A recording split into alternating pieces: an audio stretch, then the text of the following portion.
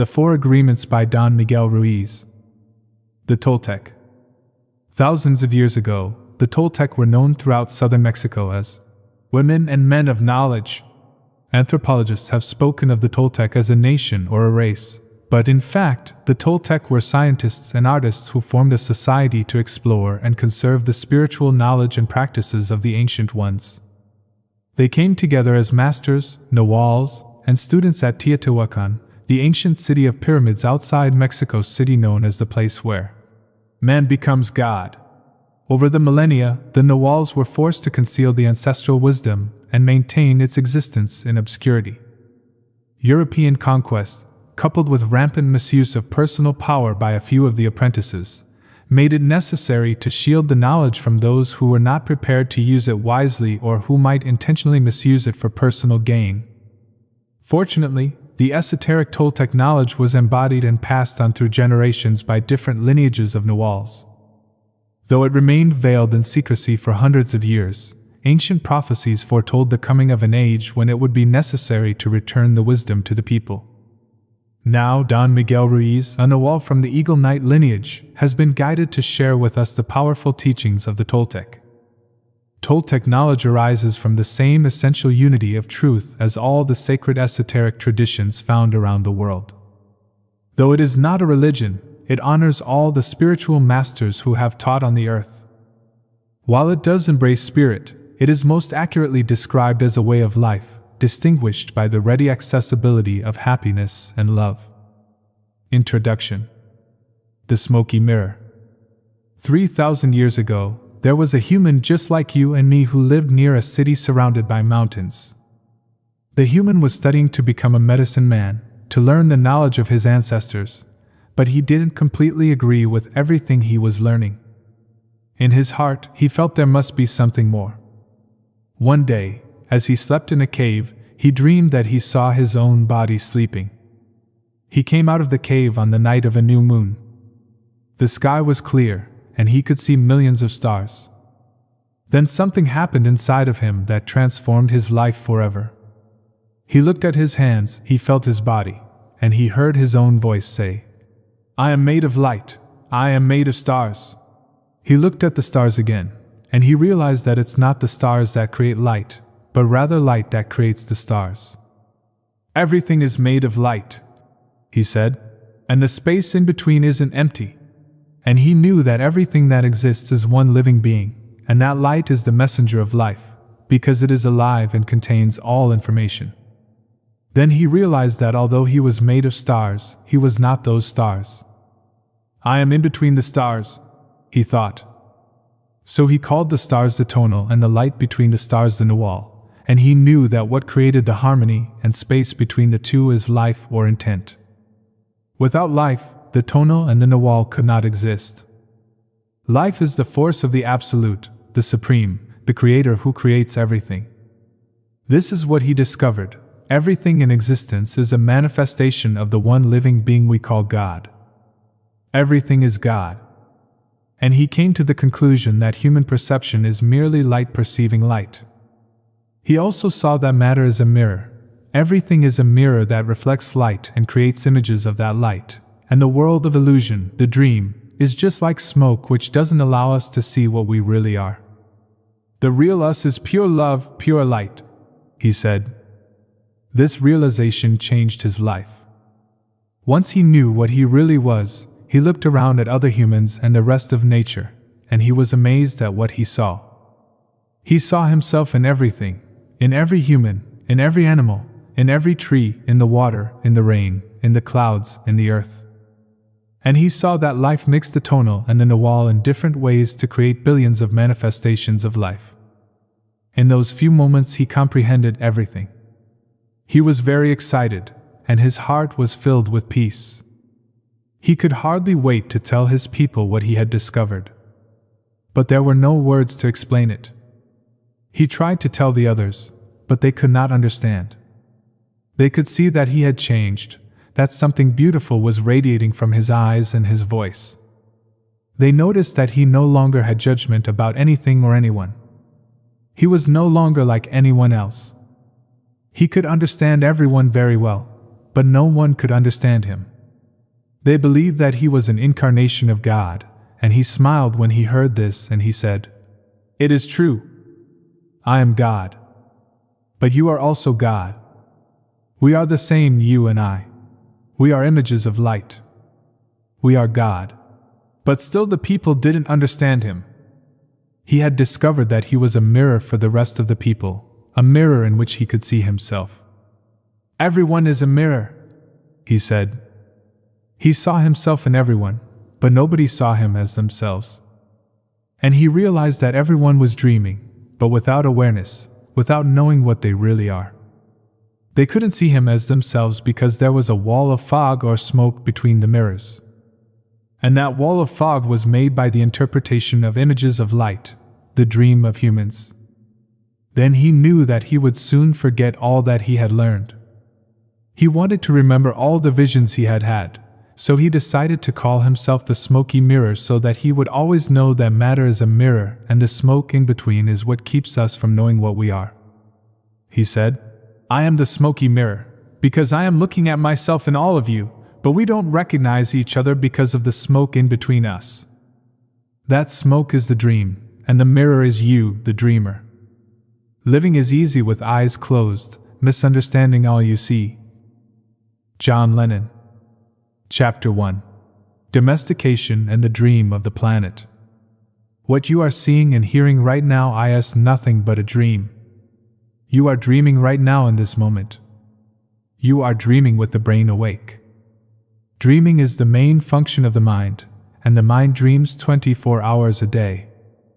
It dreams when the brain is awake, and it also dreams when the brain is asleep. The difference is that when the brain is awake, there is a material frame that makes us perceive things in a linear way. When we go to sleep, we do not have the frame, and the dream has the tendency to change constantly. Humans are dreaming all the time. Before we were born, the humans before us created a big outside dream that we will call society's dream, or the dream of the planet. The dream of the planet is the collective dream of billions of smaller, personal dreams, which together create a dream of a family, a dream of a community, a dream of a city, a dream of a country, and finally a dream of the whole humanity. The dream of the planet includes all of society's rules, its beliefs, its laws, its religions, its different cultures and ways to be, its governments, schools, social events, and holidays. We are born with the capacity to learn how to dream, and the humans who lived before us teach us how to dream the way society dreams. The outside dream has so many rules that when a new human is born, we hook the child's attention and introduce these rules into his or her mind. The outside dream uses mom and dad, the schools, and religion to teach us how to dream. Attention is the ability we have to discriminate and to focus only on that which we want to perceive. We can perceive millions of things simultaneously, but using our attention, we can hold whatever we want to perceive in the foreground of our mind. The adults around us hooked our attention and put information into our minds through repetition. That is the way we learned everything we know. By using our attention, we learned a whole reality, a whole dream. We learned how to behave in society, what to believe and what not to believe, what is acceptable and what is not acceptable, what is good and what is bad, what is beautiful and what is ugly, what is right and what is wrong. It was all there already, all that knowledge, all those rules and concepts about how to behave in the world. When you were in school, you sat in a little chair and put your attention on what the teacher was teaching you. When you went to church, you put your attention on what the priest or minister was telling you. It is the same dynamic with mom and dad, brothers and sisters. They were all trying to hook your attention. We also learn to hook the attention of other humans, and we develop a need for attention which can become very competitive. Children compete for the attention of their parents, their teachers, their friends. Look at me! Look at what I'm doing! Hey, I'm here. The need for attention becomes very strong and continues into adulthood. The outside dream hooks our attention and teaches us what to believe, beginning with the language that we speak. Language is the code for understanding and communication between humans.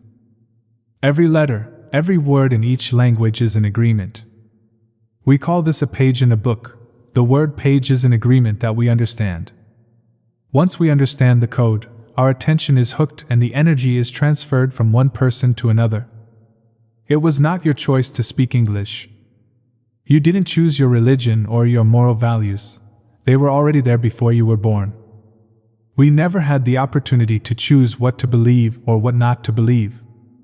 We never chose even the smallest of these agreements.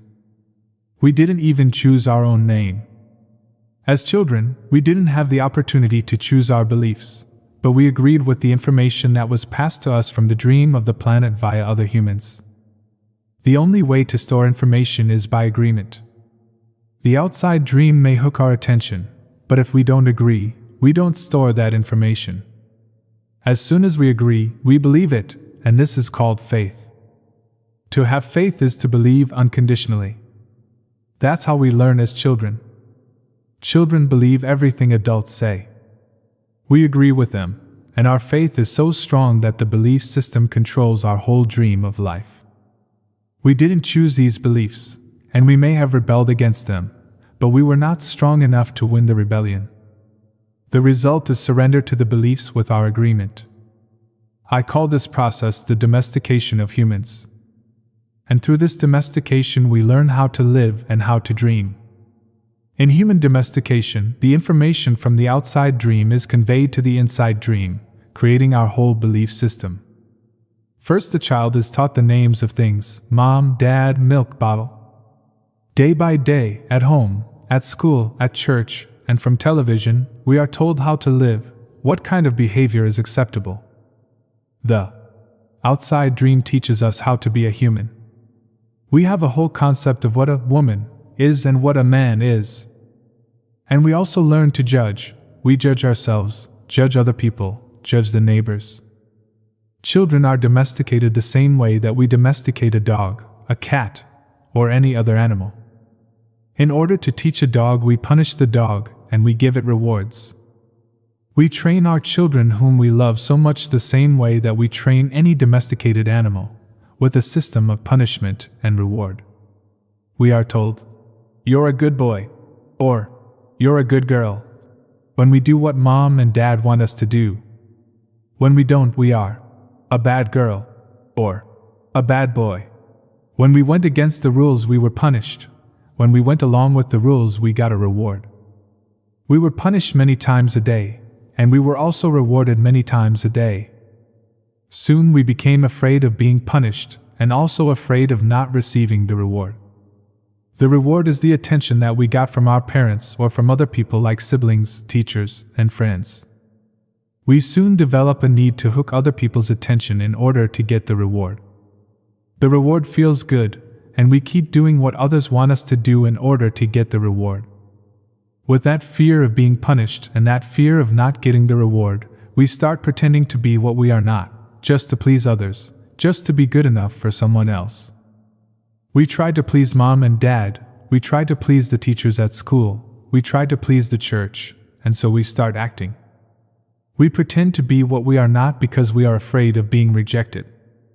The fear of being rejected becomes the fear of not being good enough. Eventually we become someone that we are not. We become a copy of mama's beliefs, daddy's beliefs, society's beliefs, and religion's beliefs. All our normal tendencies are lost in the process of domestication. And when we are old enough for our mind to understand, we learn the word no. The adults say, "Don't do this and don't do that." We rebel and say, "No." We rebel because we are defending our freedom. We want to be ourselves, but we are very little, and the adults are big and strong. After a certain time we are afraid because we know that every time we do something wrong we are going to be punished. The domestication is so strong that at a certain point in our lives we no longer need anyone to domesticate us. We don't need mom or dad, the school or the church to domesticate us. We are so well trained that we are our own domesticator. We are an auto-domesticated animal. We can now domesticate ourselves according to the same belief system we were given, and using the same system of punishment and reward. We punish ourselves when we don't follow the rules according to our belief system. We reward ourselves when we are that good boy or good girl. The belief system is like a book of law that rules our mind. Without question, whatever is in that book of law is our truth. We base all of our judgments according to the book of law, even if these judgments go against our own inner nature. Even moral laws like the 10 Commandments are programmed into our mind in the process of domestication. One by one, all these agreements go into the book of law, and these agreements rule our dream. There is something in our minds that judges everybody and everything, including the weather, the dog, the cat, everything. The inner judge uses what is in our book of law to judge everything we do and don't do, everything we think and don't think, and everything we feel and don't feel. Everything lives under the tyranny of this judge. Every time we do something that goes against the book of law, the judge says we are guilty, we need to be punished, we should be ashamed. This happens many times a day, day after day, for all the years of our lives. There is another part of us that receives the judgments, and this part is called the victim. The victim carries the blame, the guilt, and the shame. It is the part of us that says, "Per me, I'm not good enough, I'm not intelligent enough, I'm not attractive enough, I'm not worthy of love, per me." The big judge agrees and says, "Yes, you are not good enough." And this is all based on a belief system that we never chose to believe. These beliefs are so strong that even years later, when we are exposed to new concepts and try to make our own decisions, we find that these beliefs still control our lives. Whatever goes against the book of law will make you feel a funny sensation in your solar plexus, and it's called fear. Breaking the rules in the book of law opens your emotional wounds, and your reaction is to create emotional poison. Because everything that is in the book of law has to be true, anything that challenges what you believe is going to make you feel unsafe. Even if the book of law is wrong, it makes you feel safe. That is why we need a great deal of courage to challenge our own beliefs. Because even if we know we didn't choose all these beliefs, it is also true that we agreed to all of them. The agreement is so strong that even if we understand the concept of it not being true, we feel the blame, the guilt, and the shame that occur if we go against these rules. Just as the government has a book of laws that rule the society's dream, our belief system is the book of laws that rules our personal dream. All these laws exist in our mind, we believe them, and the judge inside us bases everything on these rules. The judge decrees, and the victim suffers the guilt and punishment. But who says there is justice in this dream?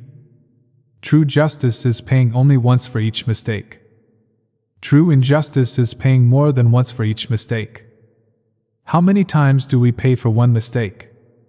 The answer is thousands of times.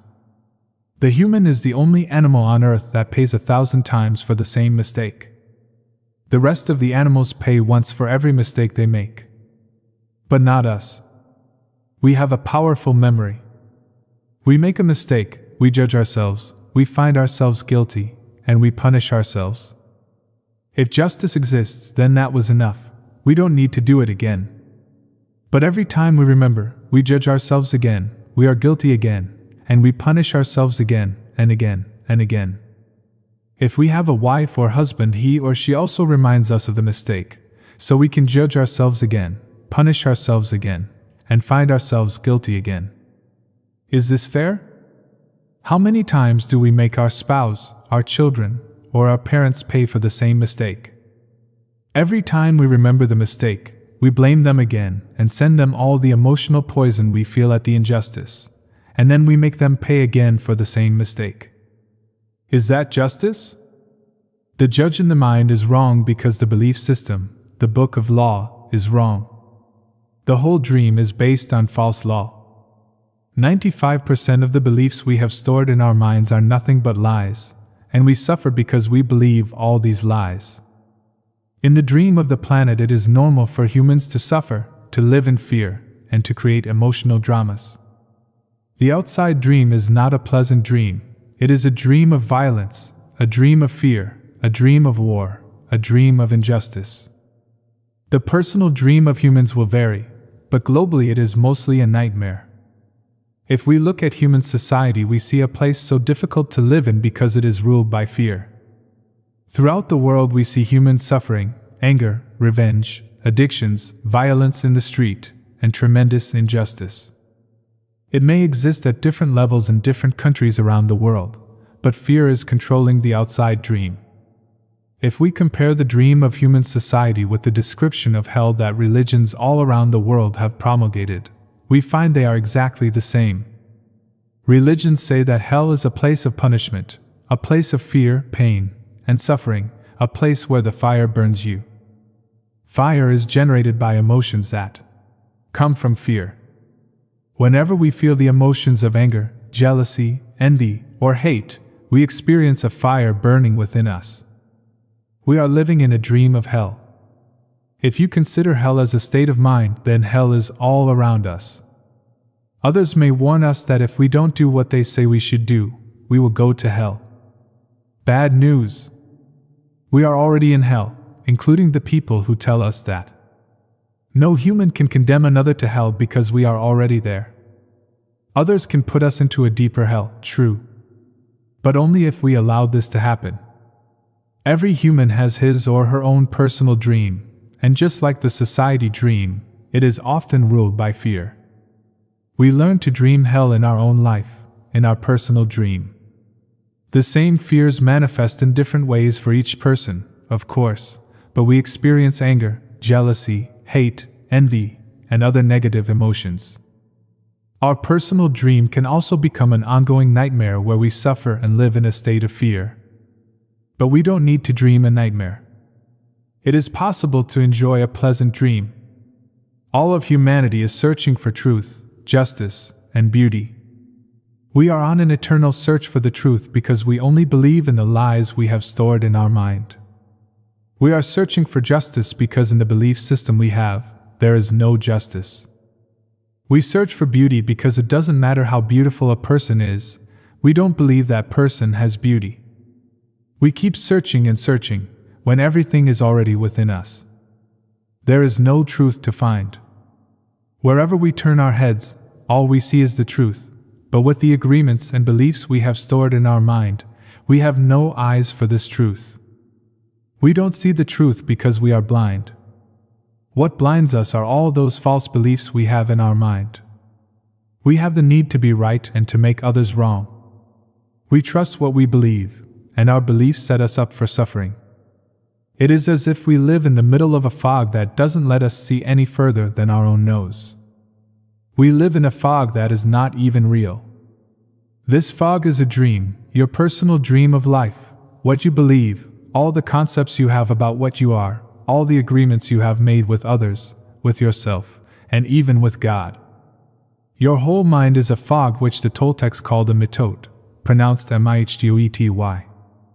Your mind is a dream where 1,000 people talk at the same time, and nobody understands each other. This is the condition of the human mind, a big mitot, and with that big mitot you cannot see what you really are. In India they call the mitot Maya, which means illusion. It is the personality's notion of, I am. Everything you believe about yourself and the world, all the concepts and programming you have in your mind, are all the mitot. We cannot see who we truly are. We cannot see that we are not free. That is why humans resist life. To be alive is the biggest fear humans have. Death is not the biggest fear we have. Our biggest fear is taking the risk to be alive, the risk to be alive and express what we really are. Just being ourselves is the biggest fear of humans. We have learned to live our lives trying to satisfy other people's demands. We have learned to live by other people's points of view because of the fear of not being accepted and of not being good enough for someone else. During the process of domestication, we form an image of what perfection is in order to try to be good enough. We create an image of how we should be in order to be accepted by everybody. We especially try to please the ones who love us, like mom and dad, big brothers and sisters, the priests and the teacher. Trying to be good enough for them, we create an image of perfection, but we don't fit this image. We create this image, but this image is not real. We are never going to be perfect from this point of view. Never. not being perfect, we reject ourselves. And the level of self-rejection depends upon how effective the adults were in breaking our integrity. After domestication, it is no longer about being good enough for anybody else. We are not good enough for ourselves because we don't fit with our own image of perfection. We cannot forgive ourselves for not being what we wish to be, or rather what we believe we should be. We cannot forgive ourselves for not being perfect. We know we are not what we believe we are supposed to be, and so we feel false, frustrated, and dishonest. We try to hide ourselves, and we pretend to be what we are not. The result is that we feel unauthentic and wear social masks to keep others from noticing this.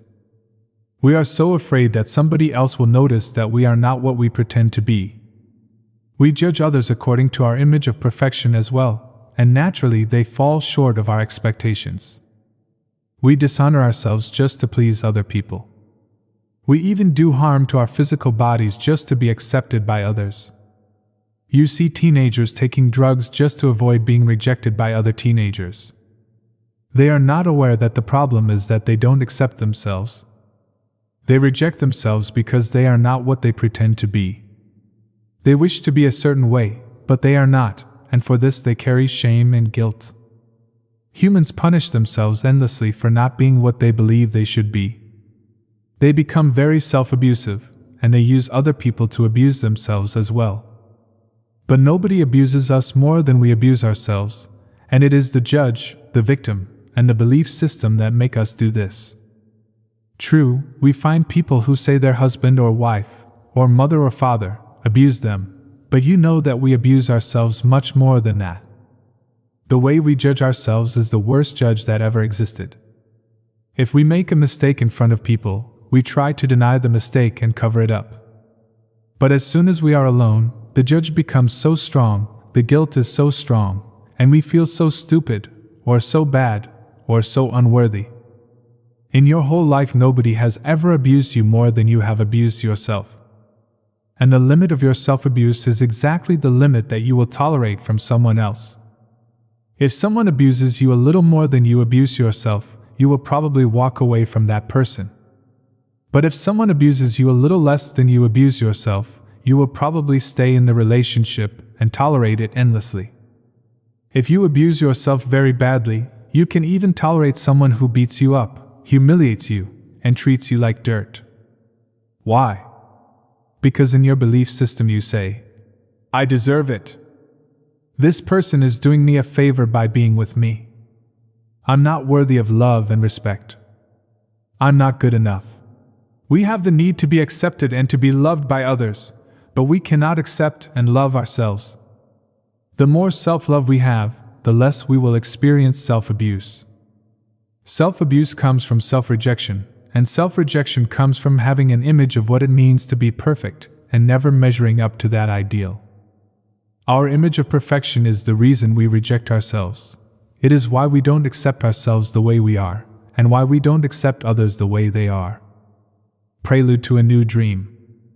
There are thousands of agreements you have made with yourself, with other people, with your dream of life, with God, with society, with your parents, with your spouse, with your children. But the most important agreements are the ones you made with yourself. In these agreements you tell yourself who you are, what you feel, what you believe, and how to behave. The result is what you call your personality. In these agreements you say, "This is what I am.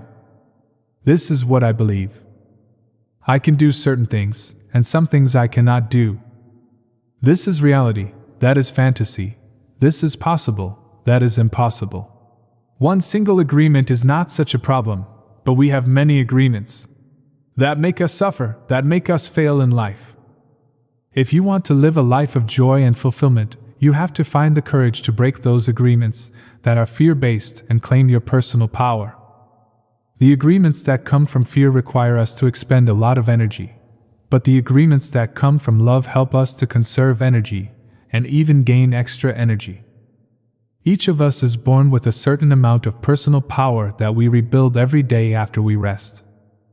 Unfortunately, we spend all our personal power first to create all these agreements, and then to keep these agreements. Our personal power is dissipated by all the agreements we have created, and the result is that we feel powerless. We have just enough power to survive each day, because most of it is used to keep the agreements that trap us in the dream of the planet. How can we change the entire dream of our life when we have no power to change even the smallest agreement?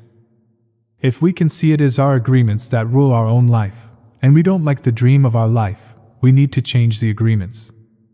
When we are finally ready to change our agreements, there are 4 very powerful agreements that will help us to break those agreements that come from fear and deplete our energy.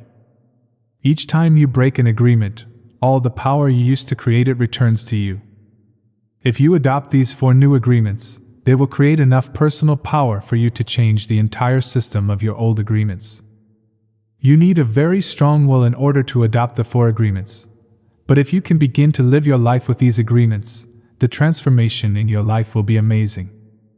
You will see the drama of hell disappear right before your very eyes. Instead of living in a dream of hell, you will be creating a new dream, your personal dream of heaven. Chapter 2. The First Agreement. Be impeccable with your word. The first agreement is the most important one and also the most difficult one to honor.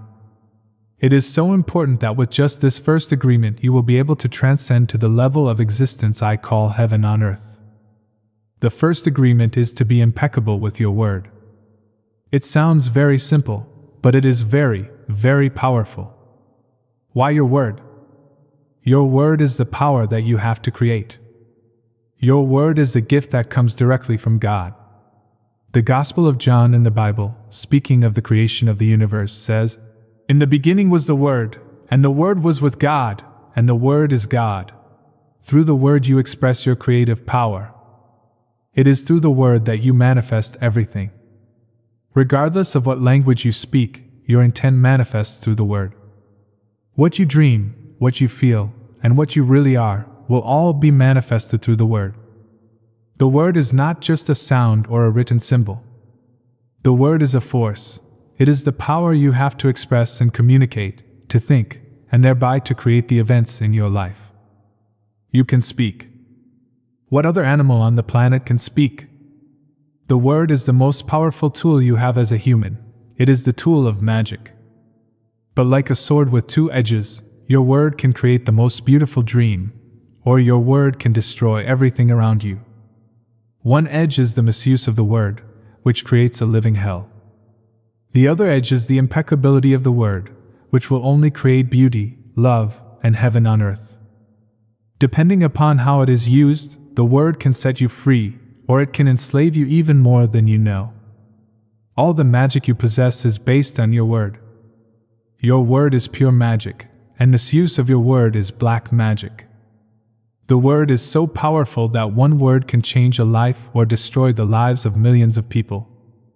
Some years ago, one man in Germany, by the use of the word, manipulated a whole country of the most intelligent people. He led them into a world war with just the power of his word. He convinced others to commit the most atrocious acts of violence. He activated people's fear with the word, and like a big explosion, there was killing and war all around the world. All over the world, humans destroyed other humans because they were afraid of each other. Hitler's word, based on fear-generated beliefs and agreements, will be remembered for centuries. The human mind is like a fertile ground where seeds are continually being planted. The seeds are opinions, ideas, and concepts. You plant a seed, a thought, and it grows. The word is like a seed, and the human mind is so fertile. The only problem is that too often it is fertile for the seeds of fear. Every human mind is fertile, but only for those kinds of seeds it is prepared for. What is important is to see which kind of seeds our mind is fertile for, and to prepare it to receive the seeds of love. Take the example of Hitler. He sent out all those seeds of fear, and they grew very strong and beautifully achieved massive destruction. Seeing the awesome power of the word, we must understand what power comes out of our mouths. One fear or doubt planted in our mind can create an endless drama of events. One word is like a spell, and humans use the word like black magicians, thoughtlessly putting spells on each other. Every human is a magician, and we can either put a spell on someone with our word or we can release someone from a spell. We cast spells all the time with our opinions. An example: I see a friend and give him an opinion that just popped into my mind. I say, I see that kind of color in your face in people who are going to get cancer. If he listens to the word, and if he agrees, he will have cancer in less than 1 year. That is the power of the word. During our domestication, our parents and siblings gave their opinions about us without even thinking. We believed these opinions and we lived in fear over these opinions, like not being good at swimming, or sports, or writing. Someone gives an opinion and says, "Look, this girl is ugly." The girl listens, believes she is ugly, and grows up with the idea that she is ugly. It doesn't matter how beautiful she is, as long as she has that agreement, she will believe that she is ugly. That is the spell she is under. By hooking our attention, the word can enter our mind and change a whole belief for better or for worse. Another example: you may believe you are stupid, and you may have believed this for as long as you can remember. This agreement can be very tricky, causing you to do a lot of things just to ensure that you are stupid. You may do something and think to yourself, "I wish I were smart, but I must be stupid or I wouldn't have done that." The mind goes in hundreds of different directions, and we could spend days getting hooked by just that one belief in our own stupidity. Then one day someone hooks your attention and, using the word, lets you know that you are not stupid. You believe what the person says and make a new agreement. As a result, you no longer feel or act stupid. A whole spell is broken just by the power of the word. Conversely, if you believe you are stupid and someone hooks your attention and says, "Yes, you are really the most stupid person I have ever met," the agreement will be reinforced and become even stronger. Now let us see what the word impeccability means. Impeccability means without sin. Impeccable comes from the Latin peccatus, which means sin. The im in impeccable means without, so impeccable means without sin. Religions talk about sin and sinners, but let's understand what it really means to sin. A sin is anything that you do which goes against yourself. Everything you feel or believe or say that goes against yourself is a sin. You go against yourself when you judge or blame yourself for anything. Being without sin is exactly the opposite. Being impeccable is not going against yourself. When you are impeccable, you take responsibility for your actions, but you do not judge or blame yourself. From this point of view, the whole concept of sin changes from something moral or religious to something common sense. Sin begins with rejection of yourself. Self-rejection is the biggest sin that you commit. In religious terms, self-rejection is a mortal sin, which leads to death. Impeccability, on the other hand, leads to life. Being impeccable with your word is not using the word against yourself. If I see you in the street and I call you stupid, it appears that I'm using the word against you. But really I'm using my word against myself, because you're going to hate me for this, and your hating me is not good for me. Therefore, if I get angry and with my words send all that emotional poison to you, I'm using the word against myself. If I love myself, I will express that love in my interactions with you, and then I am being impeccable with the word, because that action will produce a like reaction. If I love you, then you will love me. If I insult you, you will insult me. If I have gratitude for you, you will have gratitude for me. If I'm selfish with you, you will be selfish with me. If I use the word to put a spell on you, you are going to put a spell on me. Being impeccable with your word is the correct use of your energy. It means to use your energy in the direction of truth and love for yourself. If you make an agreement with yourself to be impeccable with your word, just with that intention, the truth will manifest through you and clean all the emotional poison that exists within you. But making this agreement is difficult because we have learned to do precisely the opposite. We have learned to lie as a habit of our communication with others and, more importantly, with ourselves. We are not impeccable with the word. The power of the word is completely misused in hell. We use the word to curse, to blame, to find guilt, to destroy. Of course, we also use it in the right way, but not too often. Mostly we use the word to spread our personal poison, to express anger, jealousy, envy, and hate. The word is pure magic, the most powerful gift we have as humans, and we use it against ourselves. We plan revenge. We create chaos with the word. We use the word to create hate between different races, between different people, between families, between nations. We misuse the word so often, and this misuse is how we create and perpetuate the dream of hell. Misuse of the word is how we pull each other down and keep each other in a state of fear and doubt. Because the word is the magic that humans possess and misuse of the word is black magic, we are using black magic all the time without knowing that our word is magic at all. There was a woman, for example, who was intelligent and had a very good heart. She had a daughter whom she adored and loved very much. One night she came home from a very bad day at work, tired, full of emotional tension, and with a terrible headache. She wanted peace and quiet, but her daughter was singing and jumping happily. The daughter was unaware of how her mother was feeling. She was in her own world, in her own dream. She felt so wonderful, and she was jumping and singing louder and louder, expressing her joy and her love. She was singing so loud that it made her mother's headache even worse, and at a certain moment, the mother lost control. Angrily she looked at her beautiful little girl and said, "Shut up! You have an ugly voice. Can you just shut up?" The truth is that the mother's tolerance for any noise was non-existent. It was not that the little girl's voice was ugly. But the daughter believed what her mother said, and in that moment she made an agreement with herself. After that she no longer sang, because she believed her voice was ugly, and would bother anyone who heard it. She became shy at school, and if she was asked to sing, she refused. Even speaking to others became difficult for her. Everything changed in the little girl because of this new agreement.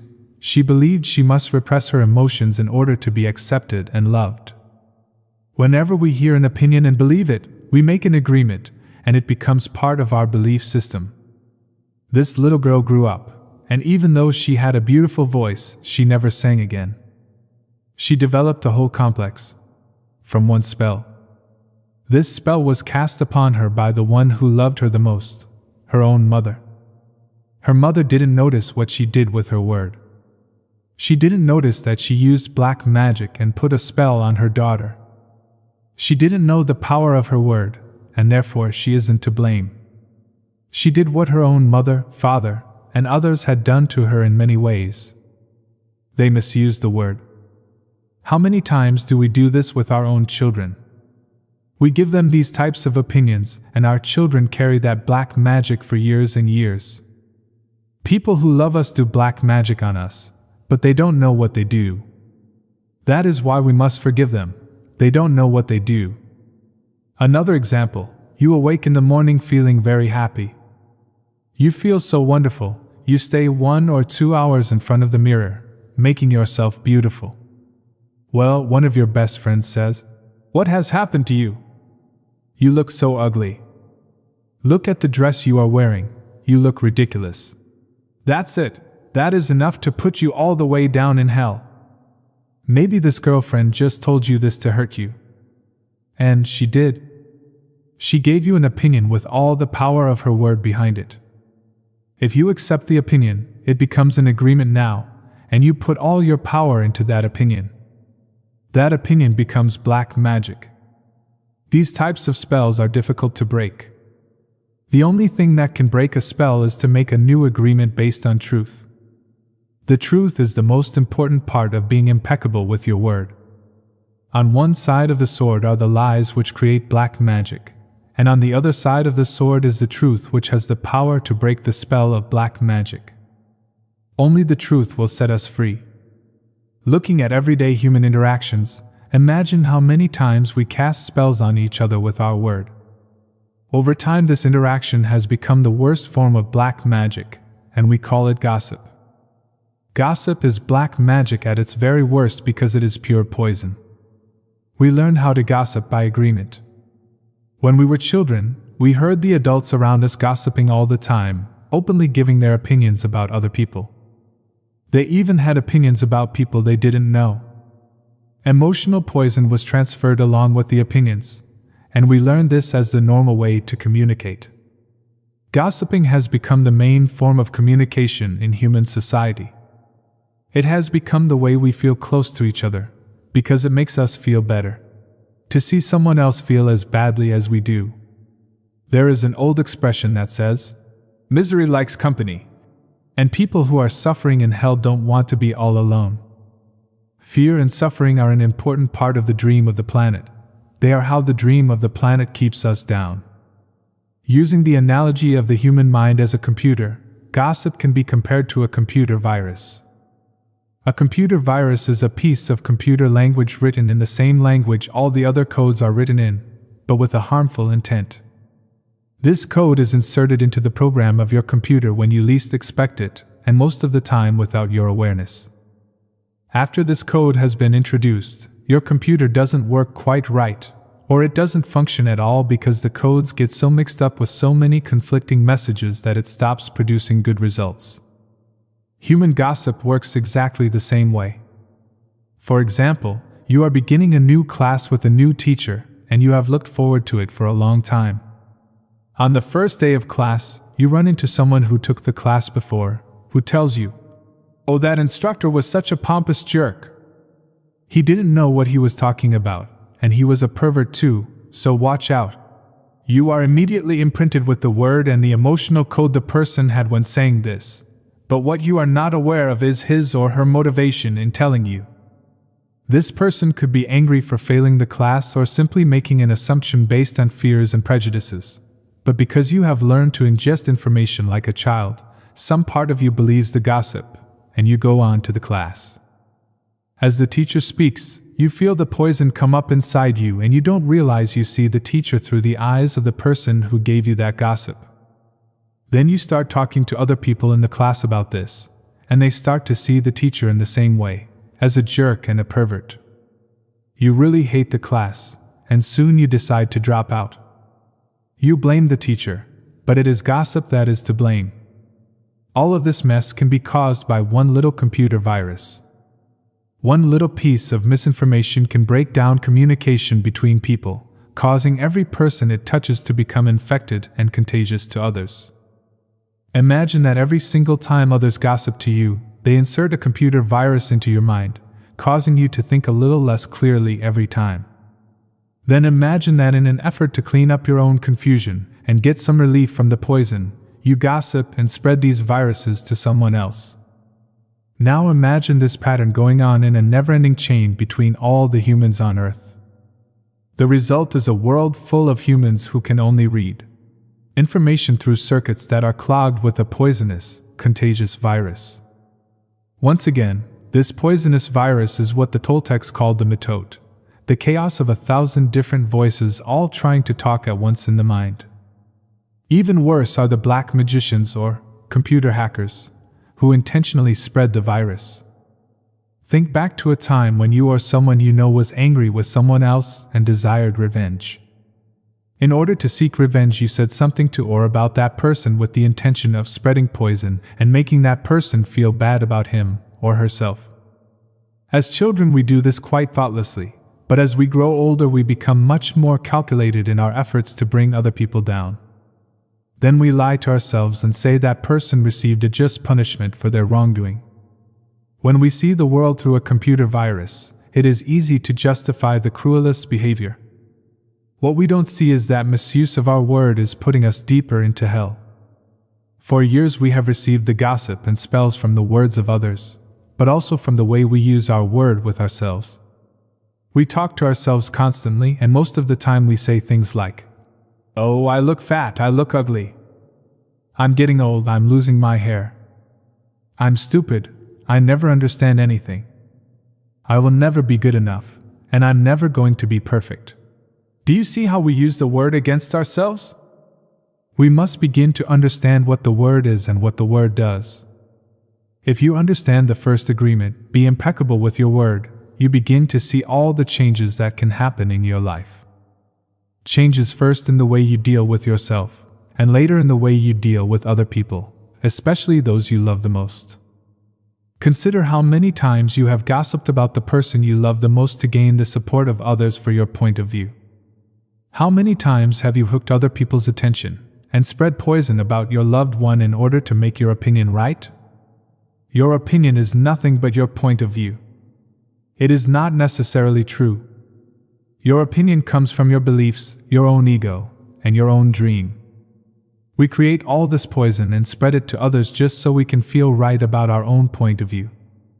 If we adopt the first agreement and become impeccable with our word, any emotional poison will eventually be cleaned from our mind and from our communication in our personal relationships, including with our pet dog or cat. Impeccability of the word will also give you immunity from anyone putting a negative spell on you. You will only receive a negative idea if your mind is fertile ground for that idea. When you become impeccable with your word, your mind is no longer fertile ground for words that come from black magic. Instead, it is fertile for the words that come from love. You can measure the impeccability of your word by your level of self-love. How much you love yourself and how you feel about yourself are directly proportionate to the quality and integrity of your word. When you are impeccable with your word, you feel good, you feel happy and at peace. You can transcend the dream of hell just by making the agreement to be impeccable with your word. Right now I am planting that seed in your mind.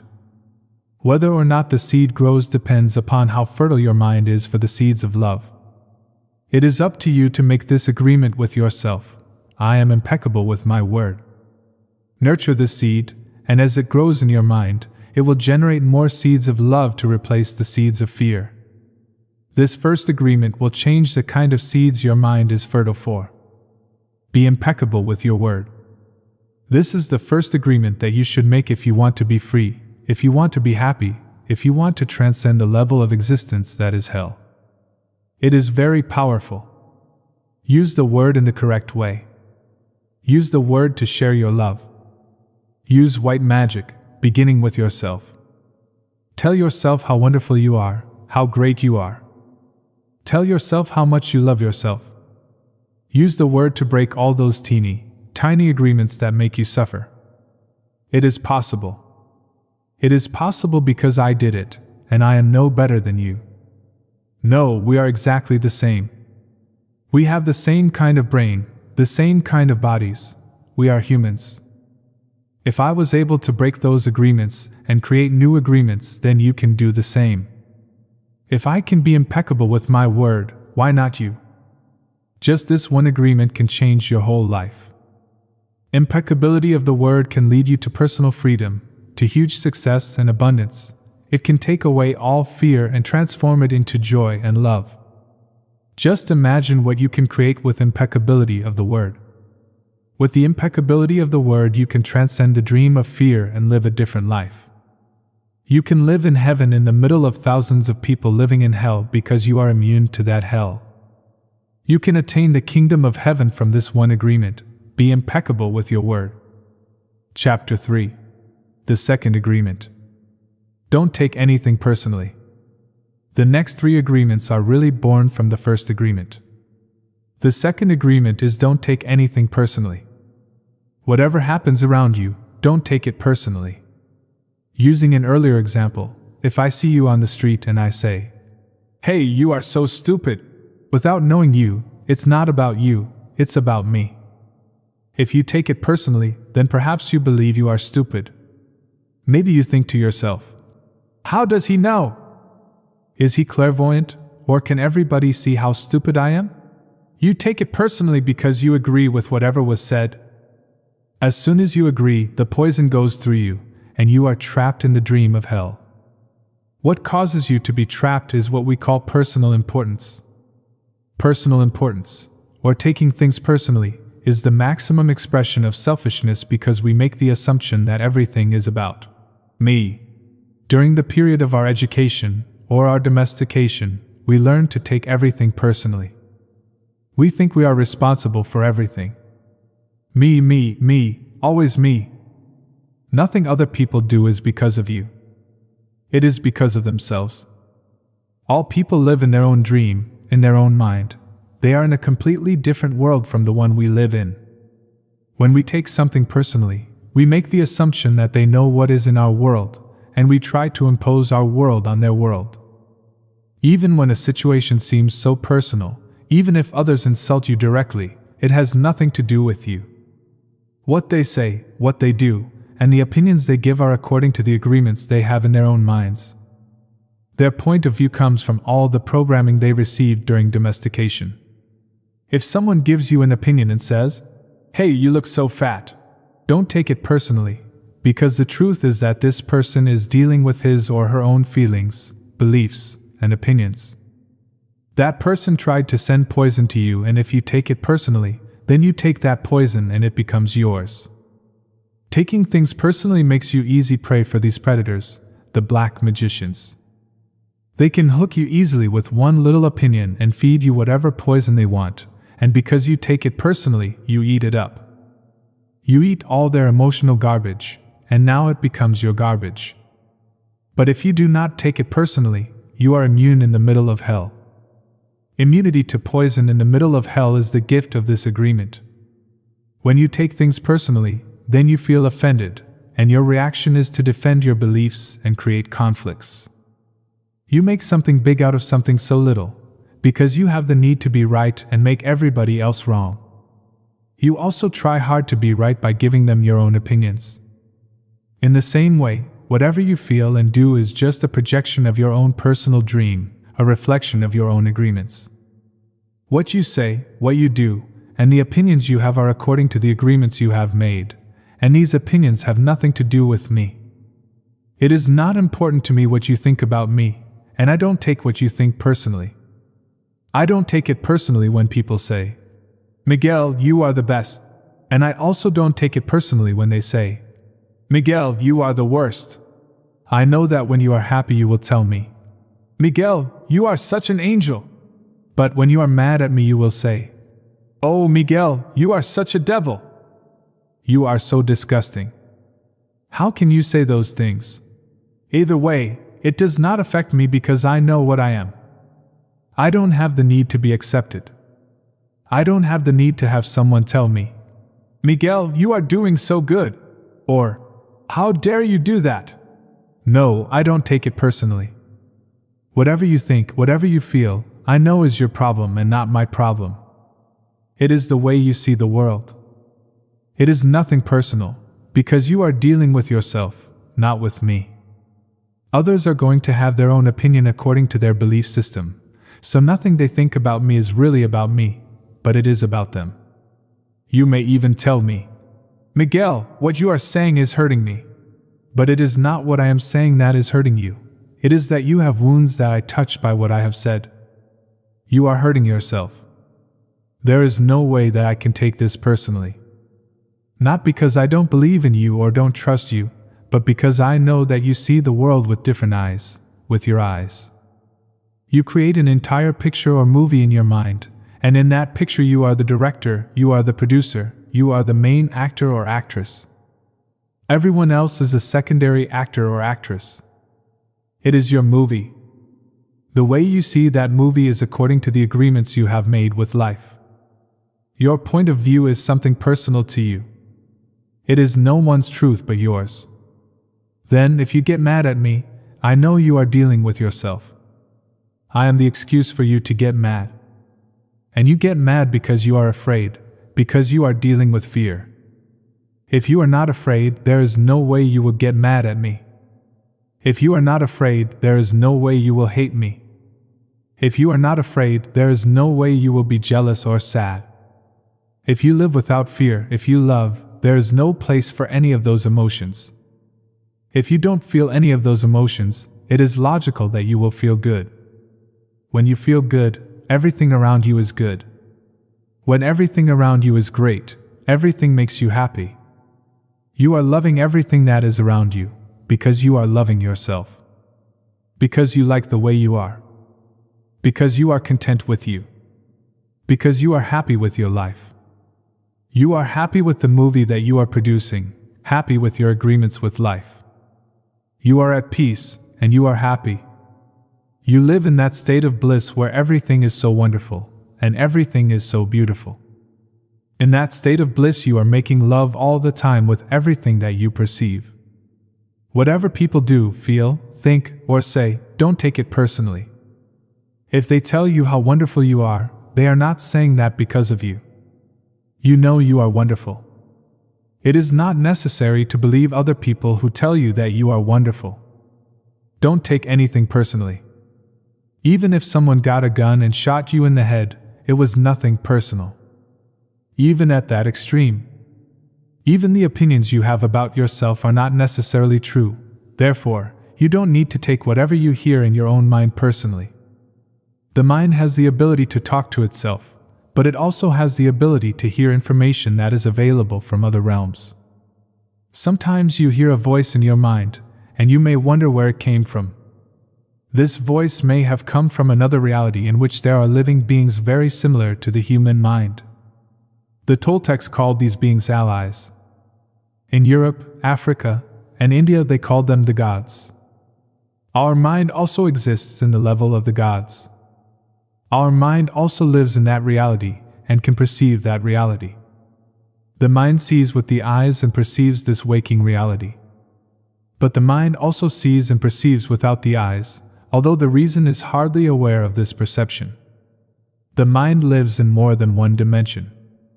There may be times when you have ideas that don't originate in your mind, but you are perceiving them with your mind. You have the right to believe or not believe these voices and the right not to take what they say personally. We have a choice whether or not to believe the voices we hear within our own minds, just as we have a choice of what to believe and agree with in the dream of the planet. The mind can also talk and listen to itself. The mind is divided as your body is divided. Just as you can say, I have one hand, and I can shake my other hand, and feel the other hand, the mind can talk to itself. Part of the mind is speaking, and the other part is listening. It is a big problem when 1,000 parts of your mind are all speaking at the same time. This is called a metote, remember? The metote can be compared to a huge marketplace where thousands of people are talking and bartering at the same time. Each one has different thoughts and feelings. Each one has a different point of view. The programming in the mind, all of those agreements we have made, are not necessarily compatible with each other. Every agreement is like a separate living being. It has its own personality and its own voice. There are conflicting agreements that go against other agreements and on until it becomes a big war in the mind. The metote is the reason humans hardly know what they want, how they want it, or when they want it. They don't agree with themselves because there are parts of the mind that want one thing, and other parts that want exactly the opposite. Some part of the mind has objections to certain thoughts and actions, and another part supports the actions of the opposing thoughts. All these little living beings create inner conflict because they are alive and they each have a voice. Only by making an inventory of our agreements will we uncover all of the conflicts in the mind and eventually make order out of the chaos of the metote. Don't take anything personally because by taking things personally you set yourself up to suffer for nothing. Humans are addicted to suffering at different levels and to different degrees, and we support each other in maintaining these addictions. Humans agree to help each other suffer. If you have the need to be abused, you will find it easy to be abused by others. Likewise, if you are with people who need to suffer, something in you makes you abuse them. It is as if they have a note on their back that says, "Please kick me." They are asking for justification for their suffering. Their addiction to suffering is nothing but an agreement that is reinforced every day. Wherever you go, you will find people lying to you, and as your awareness grows, you will notice that you also lie to yourself. Do not expect people to tell you the truth because they also lie to themselves. You have to trust yourself and choose to believe or not to believe what someone says to you. When we really see other people as they are without taking it personally, we can never be hurt by what they say or do. Even if others lie to you, it is okay. They are lying to you because they are afraid. They are afraid you will discover that they are not perfect. It is painful to take that social mask off. If others say one thing, but do another, you are lying to yourself if you don't listen to their actions. But if you are truthful with yourself, you will save yourself a lot of emotional pain. Telling yourself the truth about it may hurt, but you don't need to be attached to the pain. Healing is on the way, and it's just a matter of time before things will be better for you. If someone is not treating you with love and respect, it is a gift if they walk away from you. If that person doesn't walk away, you will surely endure many years of suffering with him or her. Walking away may hurt for a while, but your heart will eventually heal. Then you can choose what you really want. You will find that you don't need to trust others as much as you need to trust yourself to make the right choices. When you make it a strong habit not to take anything personally, you avoid many upsets in your life. Your anger, jealousy, and envy will disappear, and even your sadness will simply disappear if you don't take things personally. If you can make this second agreement a habit, you will find that nothing can put you back into hell. There is a huge amount of freedom that comes to you when you take nothing personally. You become immune to black magicians, and no spell can affect you regardless of how strong it may be. The whole world can gossip about you, and if you don't take it personally, you are immune. Someone can intentionally send emotional poison, and if you don't take it personally, you will not eat it. When you don't take the emotional poison, it becomes even worse in the sender, but not in you. You can see how important this agreement is. Taking nothing personally helps you to break many habits and routines that trap you in the dream of hell and cause needless suffering. Just by practicing this second agreement, you begin to break dozens of tiny agreements that cause you to suffer. And if you practice the first two agreements, you will break 75% of the tiny agreements that keep you trapped in hell. Write this agreement on paper and put it on your refrigerator to remind you all the time, don't take anything personally. As you make a habit of not taking anything personally, you won't need to place your trust in what others do or say. You will only need to trust yourself to make responsible choices. You are never responsible for the actions of others, you are only responsible for you. When you truly understand this, and refuse to take things personally, you can hardly be hurt by the careless comments or actions of others. If you keep this agreement, you can travel around the world with your heart completely open and no one can hurt you. You can say, "I love you," without fear of being ridiculed or rejected. You can ask for what you need.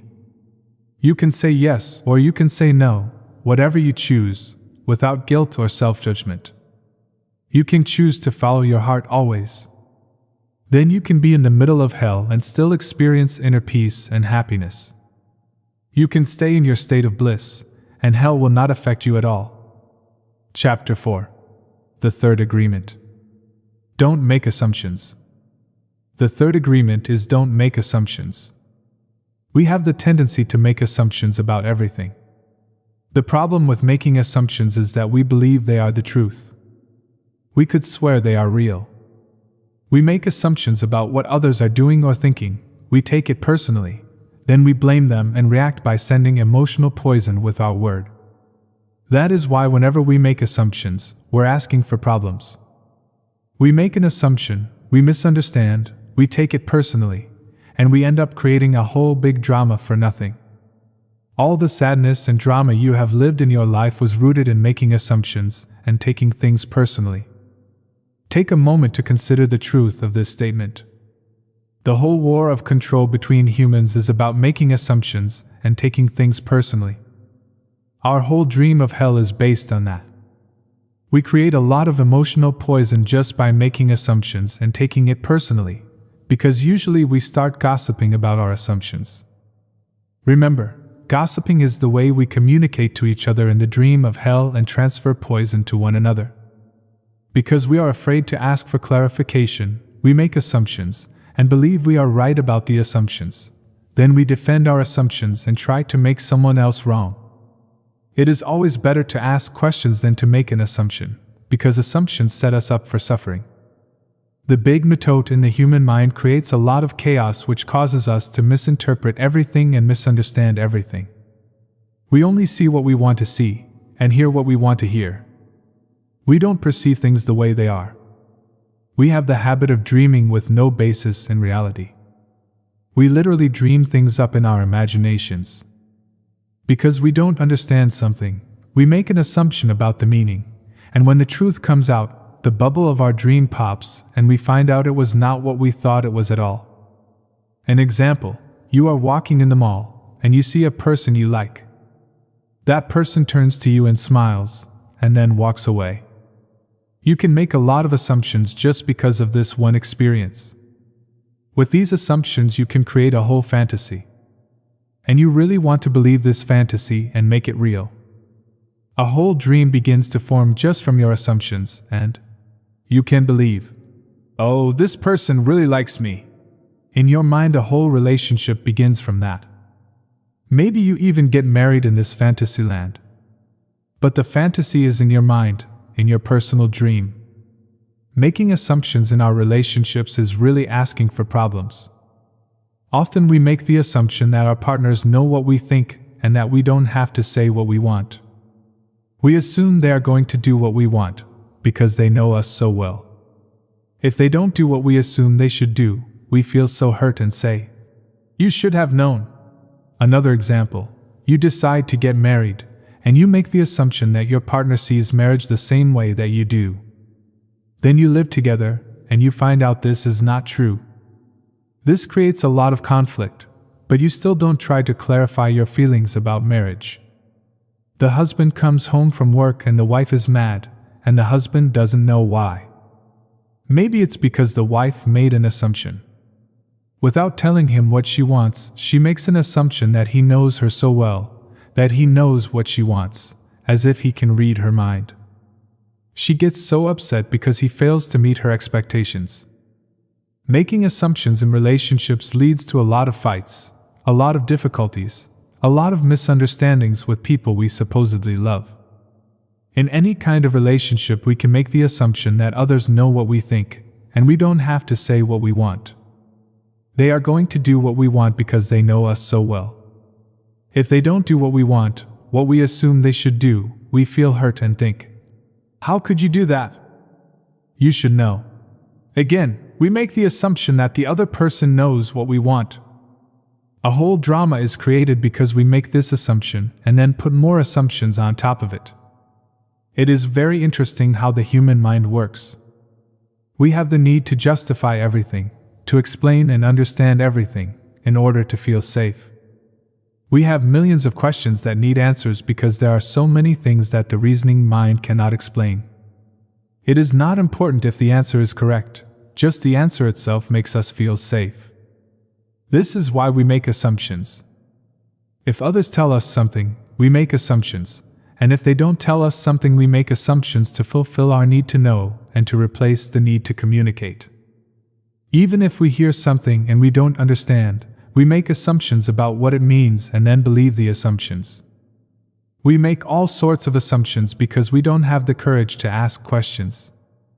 These assumptions are made so fast and unconsciously most of the time, because we have agreements to communicate this way. We have agreed that it is not safe to ask questions. We have agreed that if people love us, they should know what we want or how we feel.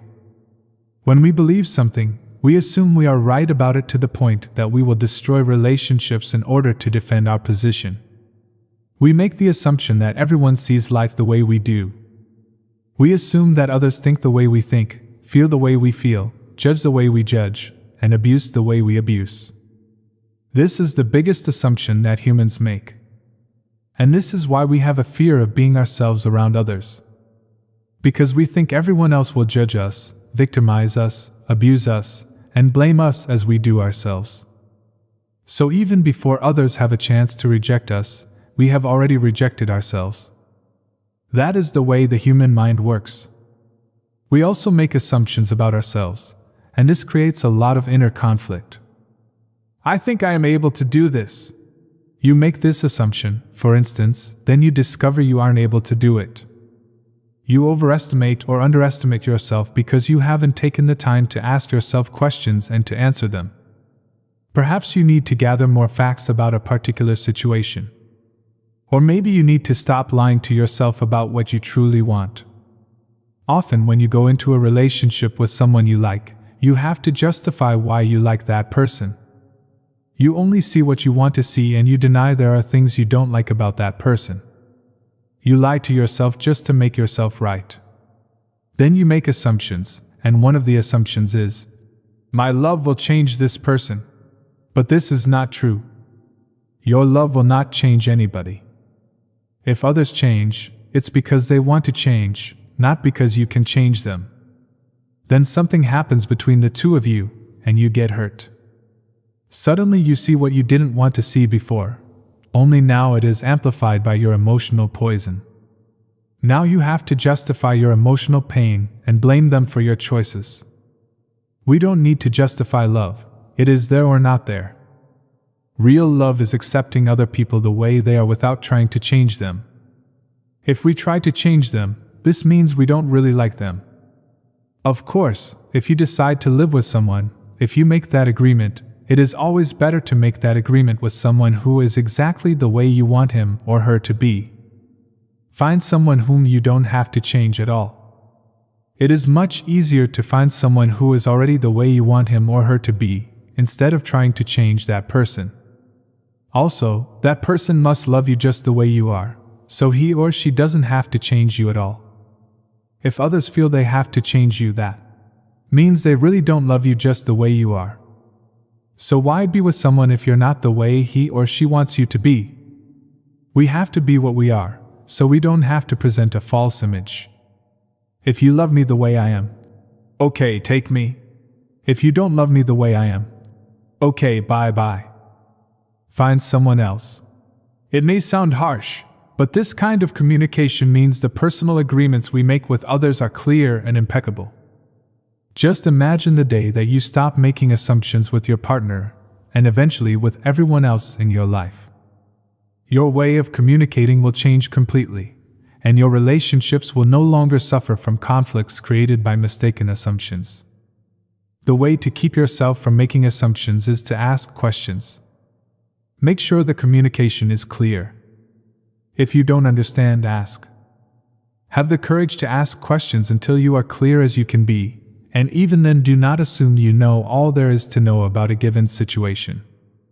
Once you hear the answer, you will not have to make assumptions because you will know the truth. Also, find your voice to ask for what you want. Everybody has the right to tell you no or yes, but you always have the right to ask. Likewise, everybody has the right to ask you, and you have the right to say yes or no. If you don't understand something, it is better for you to ask and be clear, instead of making an assumption. The day you stop making assumptions, you will communicate cleanly and clearly, free of emotional poison. Without making assumptions, your word becomes impeccable. With clear communication, all of your relationships will change, not only with your partner, but with everyone else. You won't need to make assumptions because everything becomes so clear. This is what I want, this is what you want. If we communicate in this way, our word becomes impeccable. If all humans could communicate in this way, with impeccability of the word, there would be no wars, no violence, no misunderstandings. All human problems would be resolved if we could just have good, clear communication.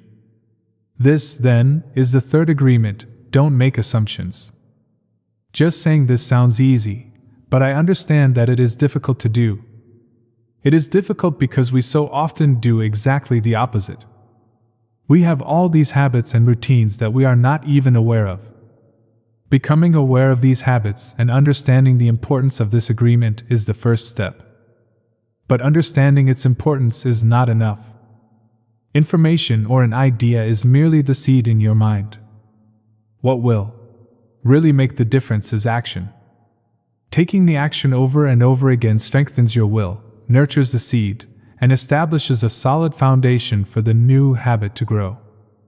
After many repetitions, these new agreements will become second nature, and you will see how the magic of your word transforms you from a black magician into a white magician. A white magician uses the word for creation, giving, sharing, and loving. By making this one agreement a habit, your whole life will be completely transformed. When you transform your whole dream, magic just happens in your life. What you need comes to you easily because Spirit moves freely through you. This is the mastery of intent, the mastery of the Spirit, the mastery of love, the mastery of gratitude, and the mastery of life. This is the goal of the Toltec. This is the path to personal freedom. Chapter 5. The Fourth Agreement. Always do your best.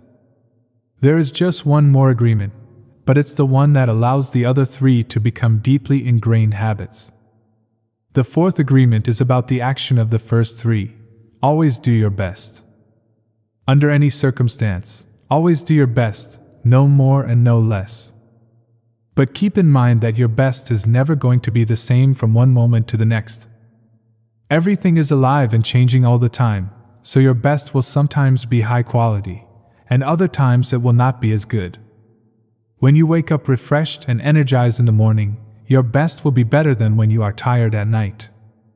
Your best will be different when you are healthy as opposed to sick, or sober as opposed to drunk.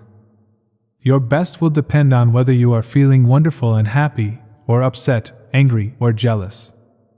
In your everyday moods, your best can change from one moment to another, from 1 hour to the next, from one day to another. Your best will also change over time. As you build the habit of the 4 new agreements, your best will become better than it used to be. Regardless of the quality, keep doing your best, no more and no less than your best. If you try too hard to do more than your best, you will spend more energy than is needed, and in the end your best will not be enough. When you overdo, you deplete your body and go against yourself, and it will take you longer to accomplish your goal. But if you do less than your best, you subject yourself to frustrations, self-judgment, guilt, and regrets. Just do your best, in any circumstance in your life. It doesn't matter if you are sick or tired, if you always do your best, there is no way you can judge yourself. And if you don't judge yourself, there is no way you are going to suffer from guilt, blame, and self-punishment. By always doing your best, you will break a big spell that you have been under. There was a man who wanted to transcend his suffering, so he went to a Buddhist temple to find a master to help him. He went to the master and asked, "Master, if I meditate 4 hours a day, how long will it take me to transcend?" The master looked at him and said, "If you meditate 4 hours a day, perhaps you will transcend in 10 years. Thinking he could do better, the man then said, "Oh, master, what if I meditated 8 hours a day? How long will it take me to transcend?" The master looked at him and said, "If you meditate 8 hours a day, perhaps you will transcend in 20 years. But why will it take me longer if I meditate more?" the man asked. The master replied, "You are not here to sacrifice your joy or your life. You are here to live, to be happy, and to love. If you can do your best in 2 hours of meditation, but you spend 8 hours instead, you will only grow tired, miss the point, and you won't enjoy your life. Do your best, and perhaps you will learn that no matter how long you meditate, you can live, love, and be happy. Doing your best, you are going to live your life intensely. You are going to be productive, you are going to be good to yourself, because you will be giving yourself to your family, to your community, to everything. But it is the action that is going to make you feel intensely happy. When you always do your best, you take action. Doing your best is taking the action because you love it, not because you're expecting a reward. Most people do exactly the opposite. They only take action when they expect a reward, and they don't enjoy the action. And that's the reason why they don't do their best. For example, most people go to work every day just thinking of payday, and the money they will get from the work they are doing. They can hardly wait for Friday or Saturday, whatever day they receive their money, and can take time off. They are working for the reward, and as a result they resist work. They try to avoid the action, and it becomes more difficult, and they don't do their best. They work so hard all week long, suffering the work, suffering the action, not because they like to, but because they feel they have to. They have to work because they have to pay the rent, because they have to support their family. They have all that frustration, and when they do receive their money they are unhappy. They have 2 days to rest, to do what they want to do, and what do? They try to escape. They get drunk because they don't like themselves. They don't like their life. There are many ways that we hurt ourselves when we don't like who we are. On the other hand, if you take action just for the sake of doing it, without expecting a reward, you will find that you enjoy every action you do. Rewards will come, but you are not attached to the reward. You can even get more than you would have imagined for yourself without expecting a reward. If we like what we do, if we always do our best, then we are really enjoying life. We are having fun, we don't get bored, we don't have frustrations. When you do your best, you don't give the judge the opportunity to find you guilty or to blame you. If you have done your best and the judge tries to judge you according to your book of laws, you've got the answer. I did my best. There are no regrets. That is why we always do our best. It is not an easy agreement to keep, but this agreement is really going to set you free. When you do your best, you learn to accept yourself. But you have to be aware and learn from your mistakes. Learning from your mistakes means you practice, look honestly at the results, and keep practicing. This increases your awareness. Doing your best really doesn't feel like work because you enjoy whatever you are doing. You know you're doing your best when you are enjoying the action or doing it in a way that will not have negative repercussions for you. You do your best because you want to do it, not because you have to do it, not because you are trying to please the judge, and not because you are trying to please other people. If you take action because you have to, then there is no way you are going to do your best. Then it is better not to do it. No, you do your best because doing your best all the time makes you so happy. When you are doing your best just for the pleasure of doing it, you are taking action because you enjoy the action. Action is about living fully. Inaction is the way that we deny life. Inaction is sitting in front of the television every day for years because you are afraid to be alive and to take the risk of expressing what you are. Expressing what you are is taking action. You can have many great ideas in your head, but what makes the difference is the action. Without action upon an idea, there will be no manifestation, no results, and no reward. A good example of this comes from the story about Forrest Gump. He didn't have great ideas, but he took action. He was happy because he always did his best at whatever he did. He was richly rewarded without expecting any reward at all. Taking action is being alive. It's taking the risk to go out and express your dream. This is different than imposing your dream on someone else, because everyone has the right to express his or her dream. Doing your best is a great habit to have. I do my best in everything I do and feel. Doing my best has become a ritual in my life because I made the choice to make it a ritual. It's a belief like any other belief that I choose. I make everything a ritual, and I always do my best. Taking a shower is a ritual for me, and with that action I tell my body how much I love it. I feel and enjoy the water on my body. I do my best to fulfill the needs of my body. I do my best to give to my body and to receive what my body gives to me. In India, they perform a ritual called puja. In this ritual, they take idols that represent God in many different forms and bathe them, feed them, and give their love to them. They even chant mantras to these idols. The idol itself is not important. What is important is the way they perform the ritual, the way they say, I love you, God. God is life. God is life in action. The best way to say, I love you, God, is to live your life doing your best. The best way to say, thank you, God, is by letting go of the past and living in the present moment, right here and now. Whatever life takes away from you, let it go. When you surrender and let go of the past, you allow yourself to be fully alive in the moment. Letting go of the past means you can enjoy the dream that is happening right now. If you live in a past dream, you don't enjoy what is happening right now because you will always wish it to be different than it is. There is no time to miss anyone or anything because you are alive. Not enjoying what is happening right now is living in the past and being only half alive. This leads to self-pity, suffering, and tears. You were born with the right to be happy. You were born with the right to love, to enjoy, and to share your love. You are alive, so take your life and enjoy it. Don't resist life passing through you, because that is God passing through you. Just your existence proves the existence of God. Your existence proves the existence of life and energy. We don't need to know or prove anything. Just to be, to take a risk and enjoy your life, is all that matters. Say no when you want to say no, and yes when you want to say yes. You have the right to be you. You can only be you when you do your best. When you don't do your best, you are denying yourself the right to be you. That's a seed that you should really nurture in your mind. You don't need knowledge or great philosophical concepts. You don't need the acceptance of others.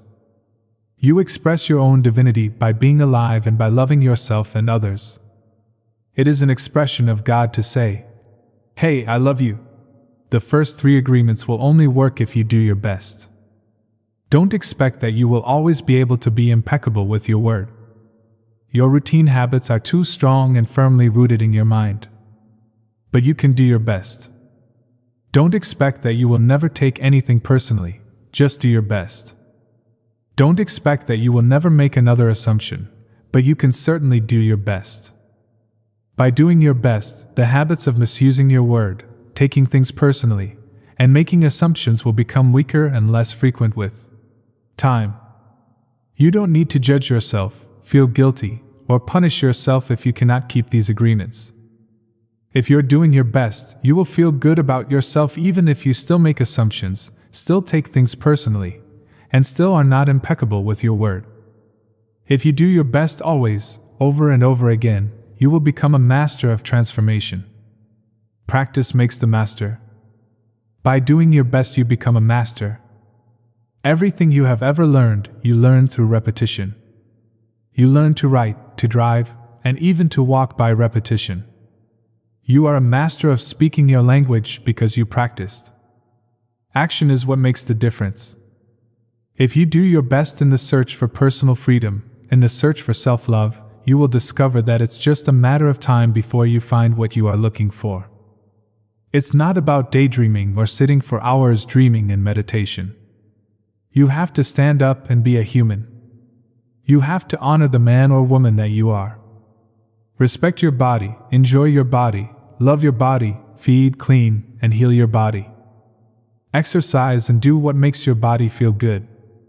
This is a puja to your body, and that is a communion between you and God. You don't need to worship idols of the Virgin Mary, the Christ, or the Buddha.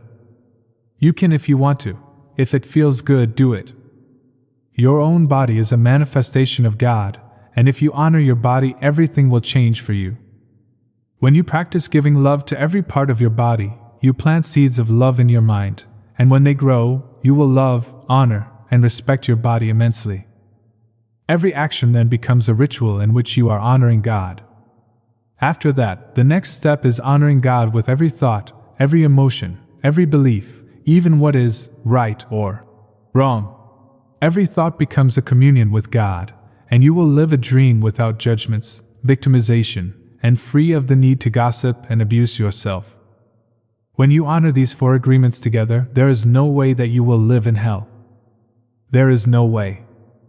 If you are impeccable with your word, if you don't take anything personally, if you don't make assumptions, if you always do your best, then you are going to have a beautiful life. You are going to control your life 100%. The 4 agreements are a summary of the mastery of transformation, one of the masteries of the Toltec. You transform hell into heaven. The dream of the planet is transformed into your personal dream of heaven. The knowledge is there, it's just waiting for you to use it. The 4 agreements are there, you just need to adopt these agreements and respect their meaning and power. Just do your best to honor these agreements. You can make this agreement today. I choose to honor the 4 agreements. It's so simple and logical that even a child can understand them. But you must have a very strong will to keep these agreements. Why? Because wherever we go, we find that our path is full of obstacles. Everyone tries to sabotage our commitment to these new agreements, and everything around us is a setup for us to break them. The problem is all the other agreements that are a part of the dream of the planet. They are alive, and they are very strong. That's why you need to be a great hunter, a great warrior, who can defend these 4 agreements with your life. Your happiness, your freedom, your entire way of living depends on it. The warrior's goal is to transcend this world, to escape from this hell, and never come back. As the Toltecs teach us, the reward is to transcend the human experience of suffering, to become the embodiment of God. That is the reward. We really need to use every bit of power we have to succeed in keeping these agreements. I didn't expect that I could do it at first. I have fallen many times, but I stood up and kept going. And I fell again, and I kept going. I didn't feel sorry for myself. There was no way that I felt sorry for myself. I said, if I fall, I am strong enough, I'm intelligent enough, I can do it. I stood up and kept going. I fell and I kept going, and each time it became easier and easier.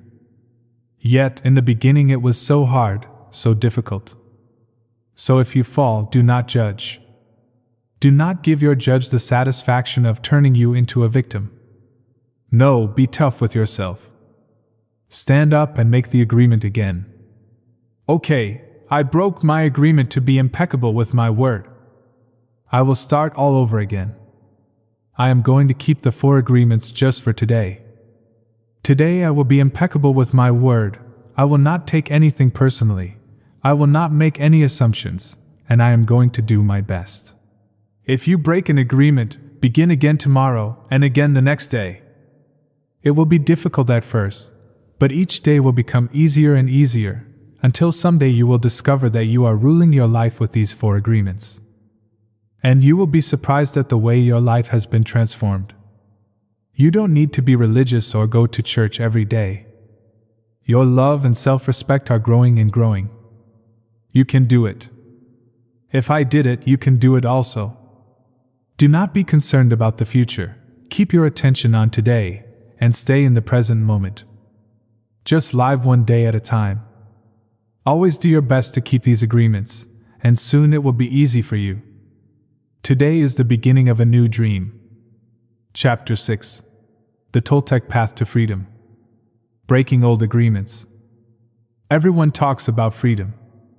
All around the world, different people, different races, different countries are fighting for freedom. But what is freedom? In America, we speak of living in a free country. But are we really free? Are we free to be who we really are? The answer is no, we are not free. True freedom has to do with the human spirit. It is the freedom to be who we really are. Who stops us from being free? We blame the government, we blame the weather, we blame our parents, we blame religion, we blame God. Who really stops us from being free? We stop ourselves. What does it really mean to be free? Sometimes we get married and we say that we lose our freedom, then we get divorced and we are still not free. What stops us? Why can't we be ourselves? We have memories of long ago, when we used to be free and we loved being free, but we have forgotten what freedom really means.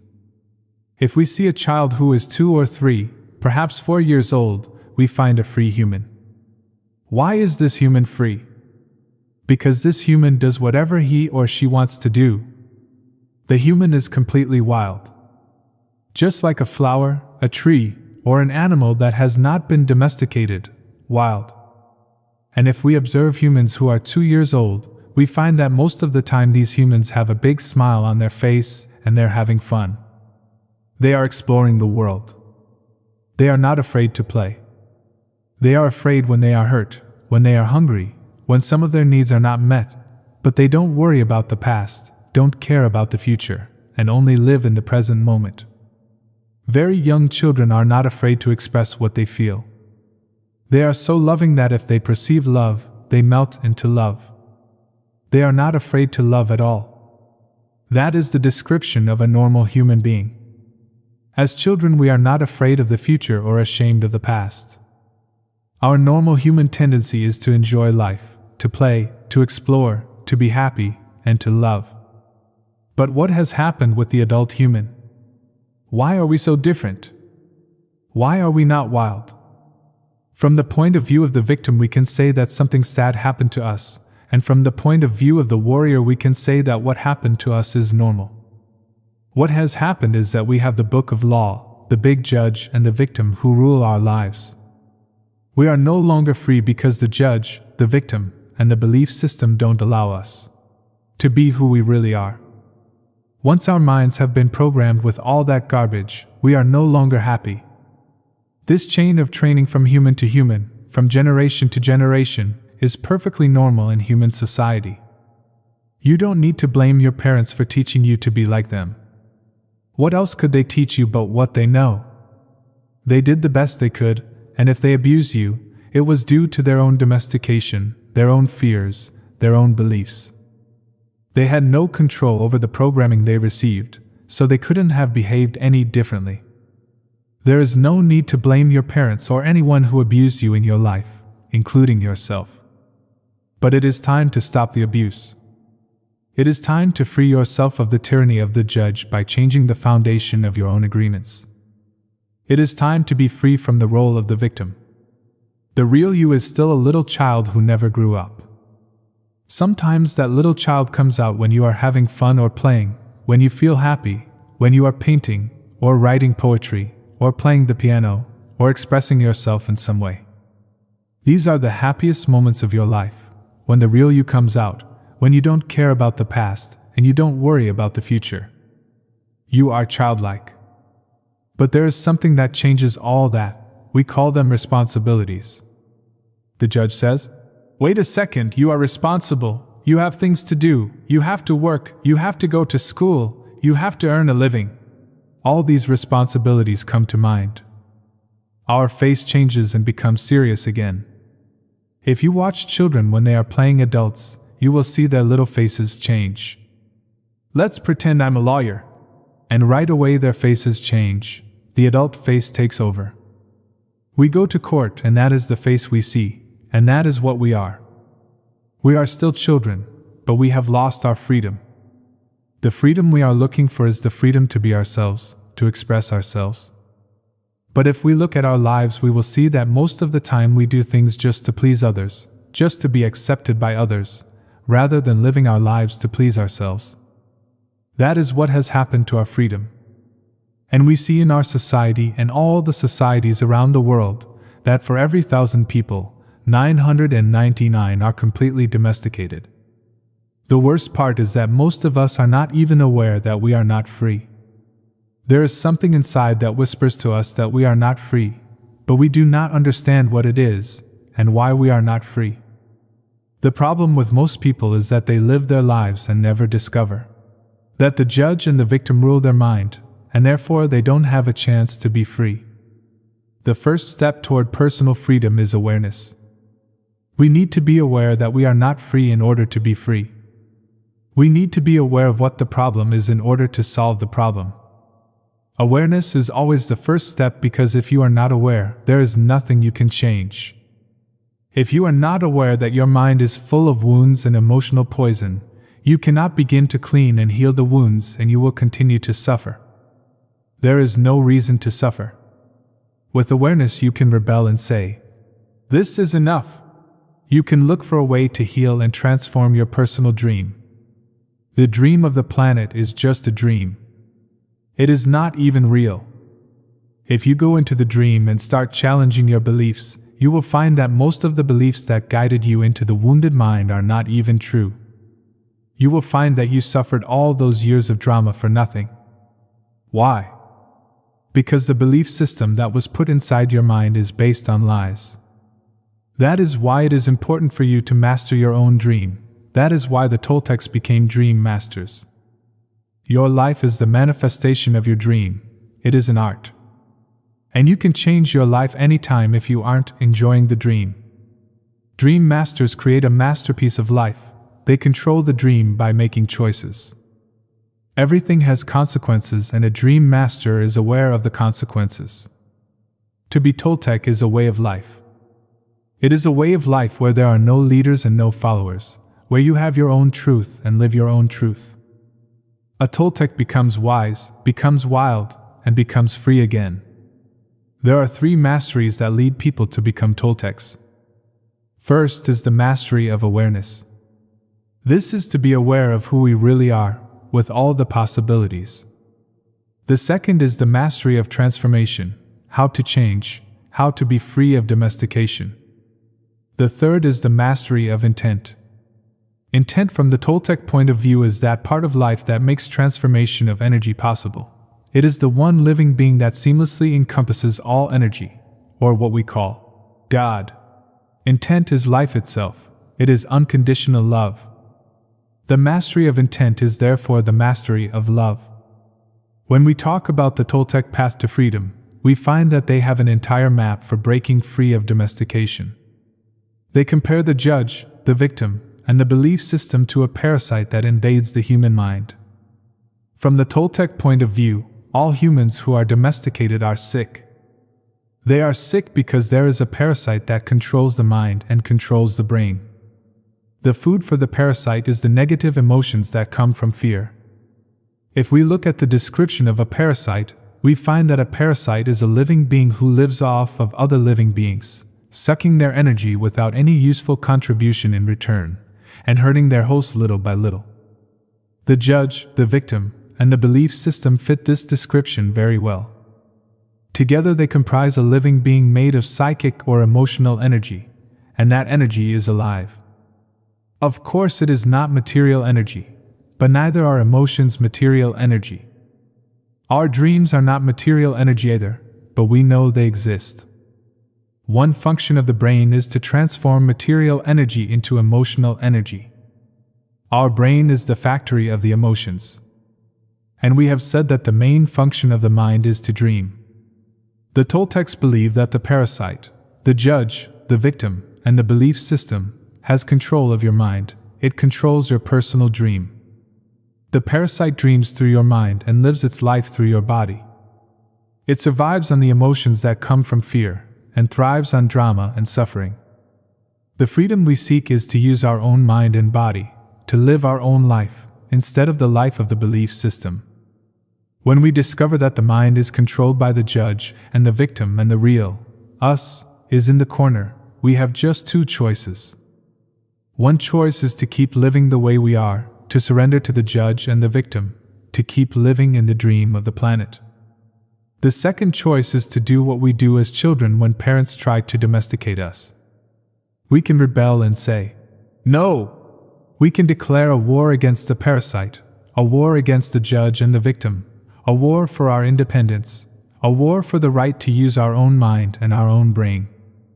That is why in all the shamanic traditions in America, from Canada to Argentina, people call themselves warriors, because they are in a war against the parasite in the mind. That is the real meaning of a warrior. The warrior is one who rebels against the invasion of the parasite. The warrior rebels and declares a war. But to be a warrior doesn't mean we always win the war. We may win or we may lose, but we always do our best and at least we have a chance to be free again. Choosing this path gives us, at the very least, the dignity of rebellion, and ensures that we will not be the helpless victim of our own whimsical emotions or the poisonous emotions of others. Even if we succumb to the enemy, the parasite, we will not be among those victims who would not fight back. At best, being a warrior gives us an opportunity to transcend the dream of the planet, and to change our personal dream to a dream that we call heaven. Just like hell, heaven is a place that exists within our mind. It is a place of joy, a place where we are happy, where we are free to love and to be who we really are. We can reach heaven while we are alive. We don't have to wait until we die. God is always present and the kingdom of heaven is everywhere. But first we need to have the eyes and ears to see and hear that truth. We need to be free of the parasite. The parasite can be compared to a monster with 1,000 heads. Every head of the parasite is one of the fears that we have. If we want to be free, we have to destroy the parasite. One solution is to attack the parasite head by head, which means we face each of our fears, one by one. This is a slow process, but it works. Every time we face one of the fears, we are a little more free. A second approach is to stop feeding the parasite. If we don't give the parasite any food, we kill the parasite by starvation. To do this, we have to gain control of our emotions. We have to refrain from fueling the emotions that come from fear. This is easy to say, but it is very difficult to do. It is difficult because the judge and the victim control our mind. A third solution is called the initiation of the dead. The initiation of the dead is found in many traditions and esoteric schools around the world. We find it in Egypt, India, Greece, and America. This is a symbolic death which kills the parasite without harming our physical body. When we die, symbolically the parasite has to die. This is faster than the first two solutions, but it is even more difficult to do. We need a great deal of courage to face the angel of death. We need to be very strong. Let's take a closer look at each of these solutions. The art of transformation. The dream of the second attention. We have learned that the dream you are living now is the result of the outside dream hooking your attention and feeding you all of your beliefs. The process of domestication can be called the dream of the first attention because it was how your attention was used for the first time to create the first dream of your life.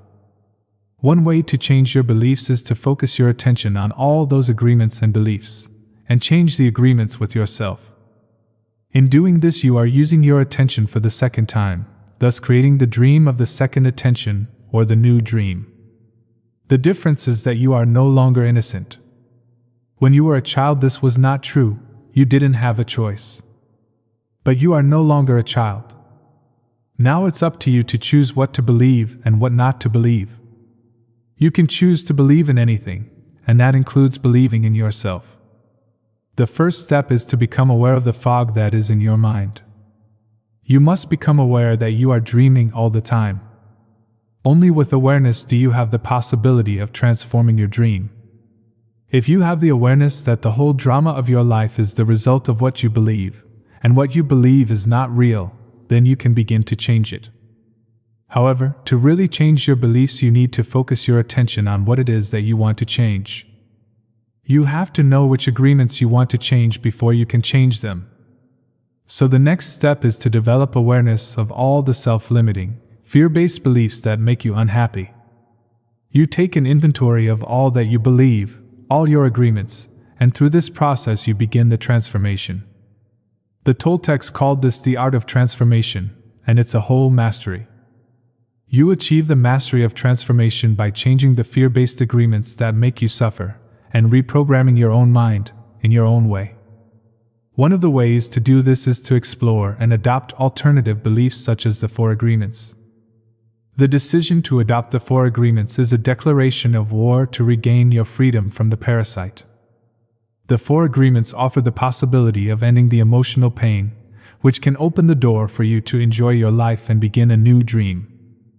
It's up to you to explore the possibilities of your dream, if you are interested.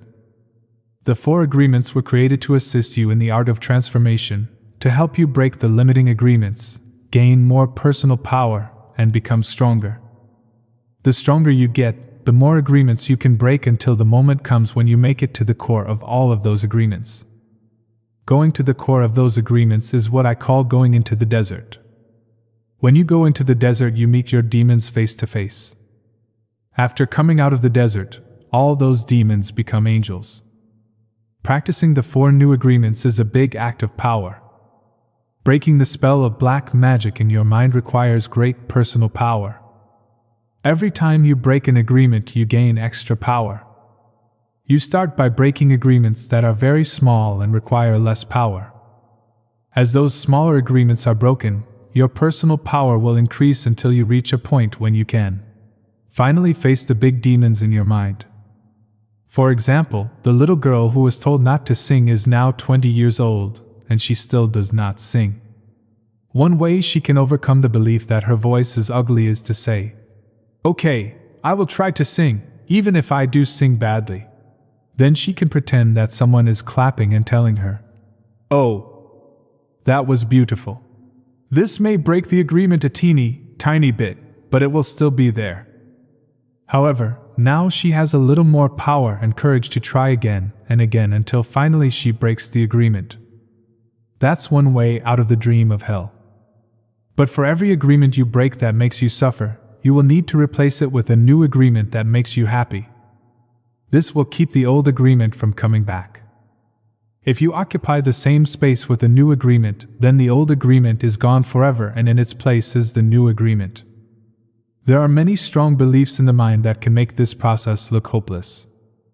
This is why you need to go step by step and be patient with yourself, because this is a slow process. The way you are living now is the result of many years of domestication. You cannot expect to break the domestication in one day. Breaking agreements is very difficult because we put the power of the word, which is the power of our will, into every agreement we have made. We need the same amount of power to change an agreement. We cannot change an agreement with less power than we used to make the agreement, and almost all our personal power is invested in keeping the agreements we have with ourselves.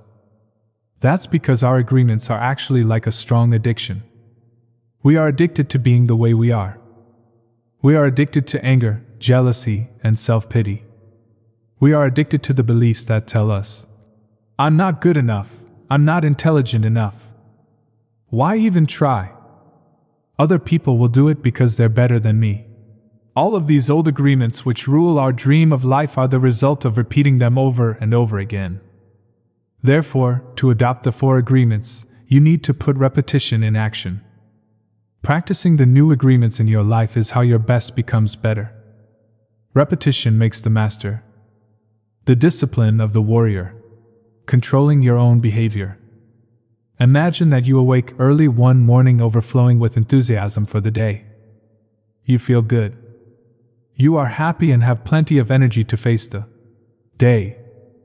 Then at breakfast, you have a big fight with your spouse, and a flood of emotion comes out.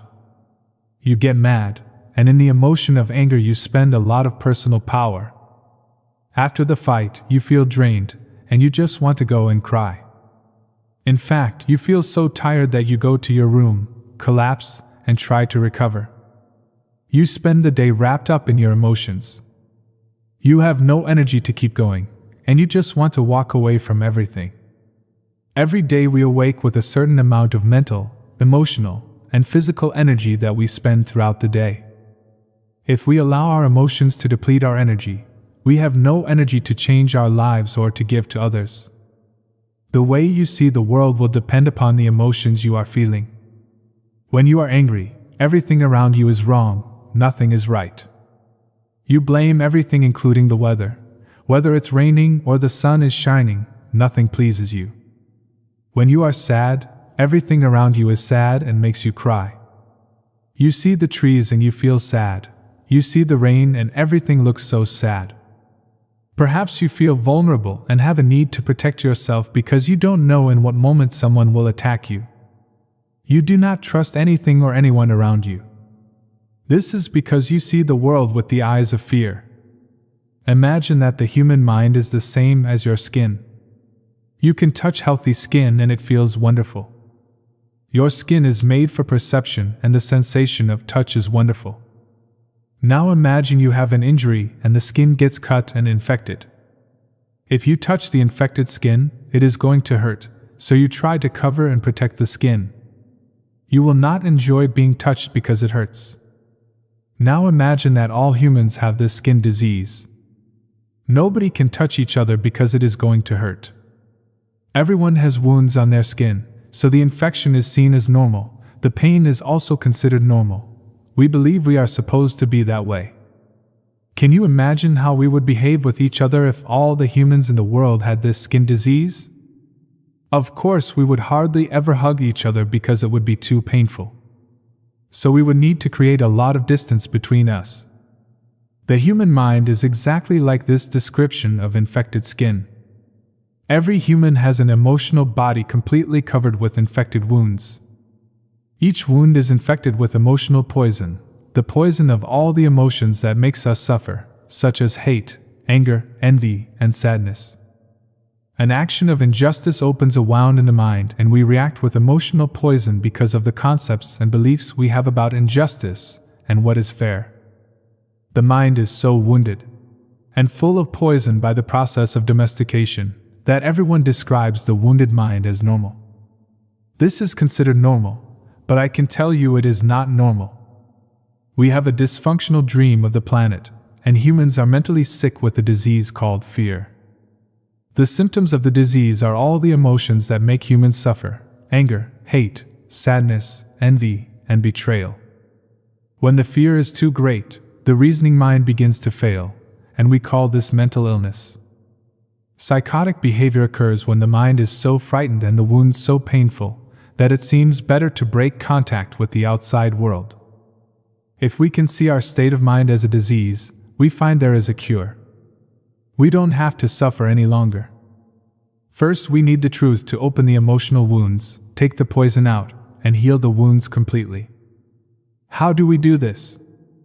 We must forgive those we feel have wronged us, not because they deserve to be forgiven, but because we love ourselves so much we don't want to keep paying for the injustice. Forgiveness is the only way to heal. We can choose to forgive because we feel compassion for ourselves. We can let go of the resentment and declare, "That's enough. I will no longer be the big judge that goes against myself. I will no longer beat myself up and abuse myself. I will no longer be the victim." First, we need to forgive our parents, our brothers, our sisters, our friends, and God. Once you forgive God, you can finally forgive yourself. Once you forgive yourself, the self-rejection in your mind is over. Self-acceptance begins, and the self-love will grow so strong that you will finally accept yourself just the way you are. That's the beginning of the free human. Forgiveness is the key. You will know you have forgiven someone when you see them, and you no longer have an emotional reaction. You will hear the name of the person, and you will have no emotional reaction. When someone can touch what used to be a wound and it no longer hurts you, then you know you have truly forgiven. The truth is like a scalpel. The truth is painful, because it opens all of the wounds which are covered by lies so that we can be healed. These lies are what we call the denial system. It's a good thing we have the denial system, because it allows us to cover our wounds and still function. But once we no longer have any wounds or any poison, we don't need to lie anymore. We don't need the denial system, because a healthy mind, like healthy skin, can be touched without hurting. It's pleasurable for the mind to be touched when it is clean. The problem with most people is that they lose control of their emotions. It is the emotions that control the behavior of the human, not the human who controls the emotions. When we lose control, we say things that we don't want to say, and do things that we don't want to do. That is why it is so important to be impeccable with our word and to become a spiritual warrior. We must learn to control the emotions so we have enough personal power to change our fear-based agreements, escape from hell, and create our own personal heaven. How are we to become a warrior? There are certain characteristics of the warrior that are nearly the same around the world. The warrior has awareness. That's very important. We are aware that we are at war, and the war in our minds requires discipline. Not the discipline of a soldier, but the discipline of a warrior. Not the discipline from the outside to tell us what to do and what not to do, but the discipline to be ourselves, no matter what. The warrior has control. Not control over another human, but control over one's own emotions, control over one's own self. It is when we lose control that we repress the emotions, not when we are in control. The big difference between a warrior and a victim is that the victim represses, and the warrior refrains. Victims repress because they are afraid to show the emotions, afraid to say what they want to say. To refrain is not the same thing as repression. To refrain is to hold the emotions and to express them in the right moment, not before, not later. That is why warriors are impeccable. They have complete control over their own emotions and therefore over their own behavior. The initiation of the dead. Embracing the angel of death. The final way to attain personal freedom is to prepare ourselves for the initiation of the dead, to take death itself as our teacher. What the angel of death can teach us is how to be truly alive. We become aware that we can die at any moment. We have just the present to be alive. The truth is that we don't know if we are going to die tomorrow. Who knows? We have the idea that we have many years in the future. But do we? If we go to the hospital and the doctor tells us that we have 1 week to live, what are we going to do? As we have said before, we have two choices. One is to suffer because we are going to die, and to tell everyone, "Per me, I am going to die," and really create a huge drama. The other choice is to use every moment to be happy, to do what we really enjoy doing. If we only have 1 week to live, let's enjoy life. Let's be alive. We can say, "I'm going to be myself. No longer am I going to run my life trying to please other people. No longer am I going to be afraid of what they think about me. What do I care what others think if I am going to die in 1 week? I'm going to be myself." The angel of death can teach us to live every day as if it is the last day of our lives, as if there may be no tomorrow. We can begin each day by saying, "I am awake, I see the sun. I am going to give my gratitude to the sun and to everything and everyone, because I am still alive. 1 more day to be myself." That is the way I see life. That is what the angel of death taught me, to be completely open, to know that there is nothing to be afraid of. And of course I treat the people I love with love, because this may be the last day that I can tell you how much I love you. I don't know if I am going to see you again, so I don't want to fight with you. What if I had a big fight with you and I told you all those emotional poisons that I have against you and you die tomorrow? Oops. Oh my God, the judge will get me so bad, and I will feel so guilty for everything that I told you. I will even feel guilty for not telling you how much I love you. The love that makes me happy is the love that I can share with you. Why do I need to deny that I love you? It is not important if you love me back. I may die tomorrow or you may die tomorrow. What makes me happy now is to let you know how much I love you. You can live your life this way. By doing so, you prepare yourself for the initiation of death. What is going to happen in the initiation of death is that the old dream that you have in your mind is going to die forever. Yes, you are going to have memories of the parasite, of the judge, the victim, and what you used to believe, but the parasite will be dead.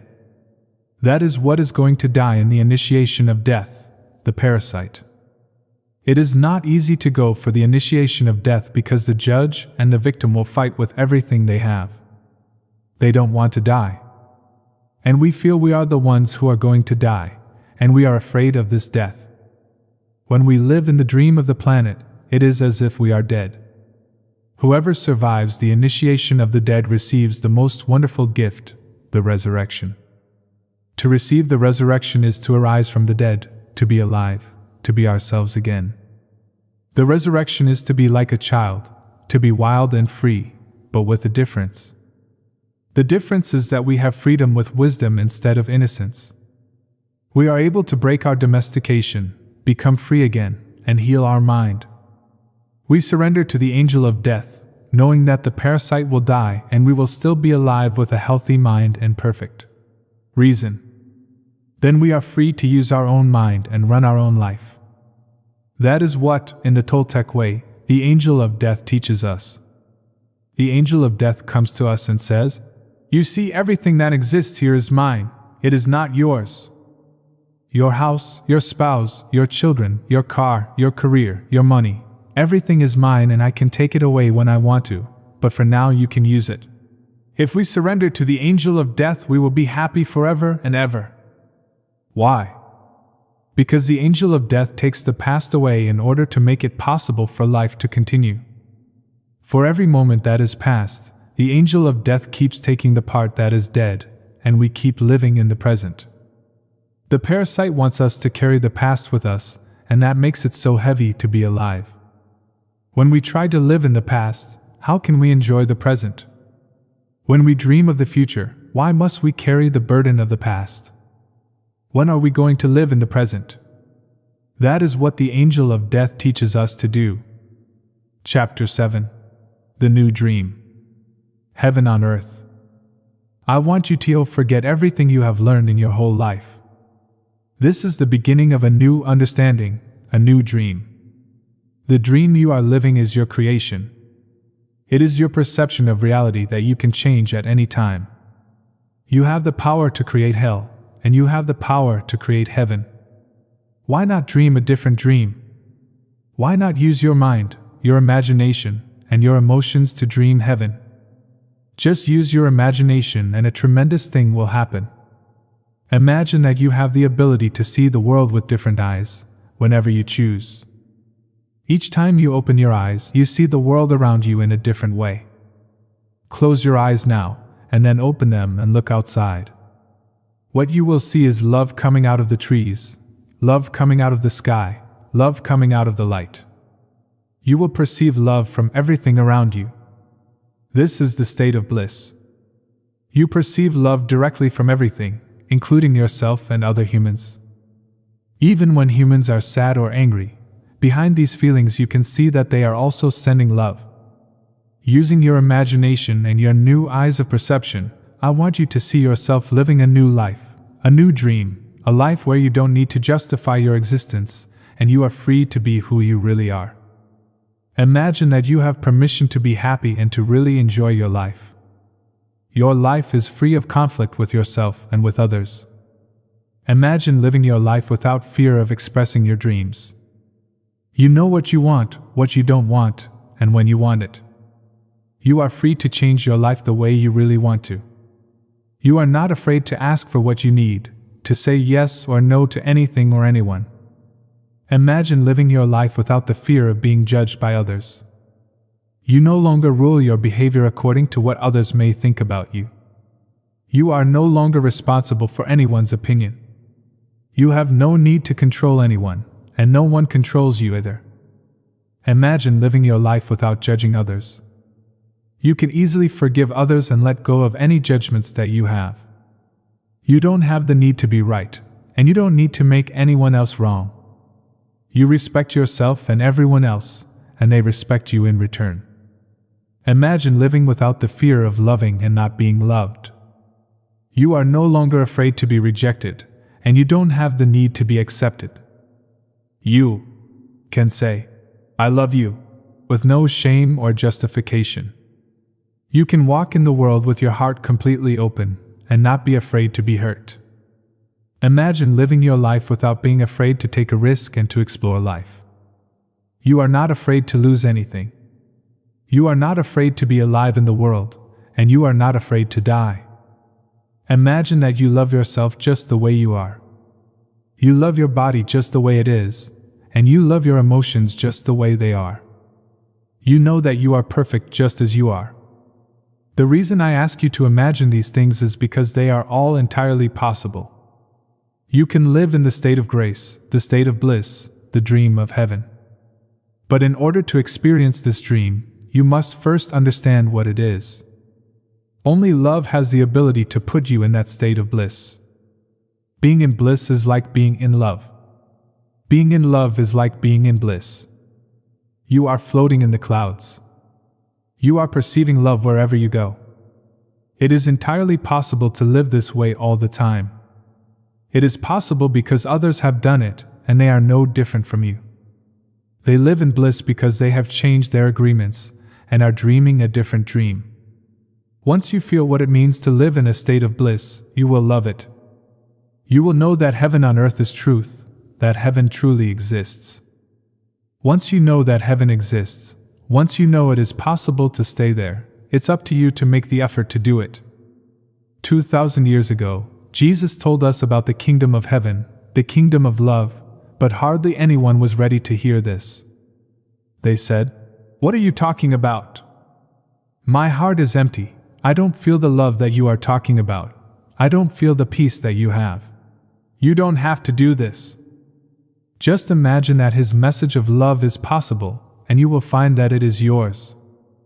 The world is very beautiful and very wonderful. Life can be very easy when love is your way of life. You can be loving all the time. This is your choice. You may not have a reason to love, but you can love because to love makes you so happy. Love in action only produces happiness. Love will give you inner peace. It will change your perception of everything. You can see everything with the eyes of love. You can be aware that there is love all around you. When you live this way, there is no longer a fog in your mind.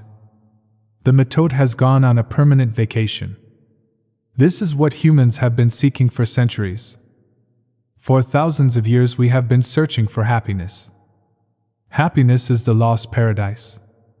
Humans have worked so hard to reach this point, and this is part of the evolution of the mind. This is the future of humanity. This way of life is possible, and it's in your hands. Moses called it the Promised Land, Buddha called it Nirvana, Jesus called it heaven, and the Toltecs call it a new dream. Unfortunately, your identity is mixed with the dream of the planet. All of your beliefs and agreements are there in the fog. You feel the presence of the parasite and believe it is you.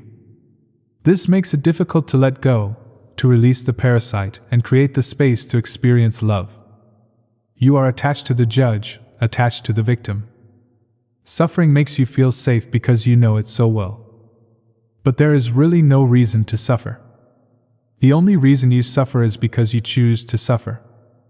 If you look at your life, you will find many excuses to suffer, but a good reason to suffer you will not find. The same is true for happiness. The only reason you are happy is because you choose to be happy. Happiness is a choice, and so is suffering. Maybe we cannot escape from the destiny of the human, but we have a choice: to suffer our destiny or to enjoy our destiny.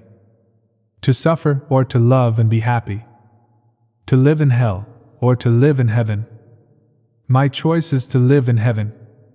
What is yours? Prayers. Please take a moment to close your eyes, open your heart, and feel all the love that comes from your heart. I want you to join with my words in your mind and in your heart to feel a very strong connection of love.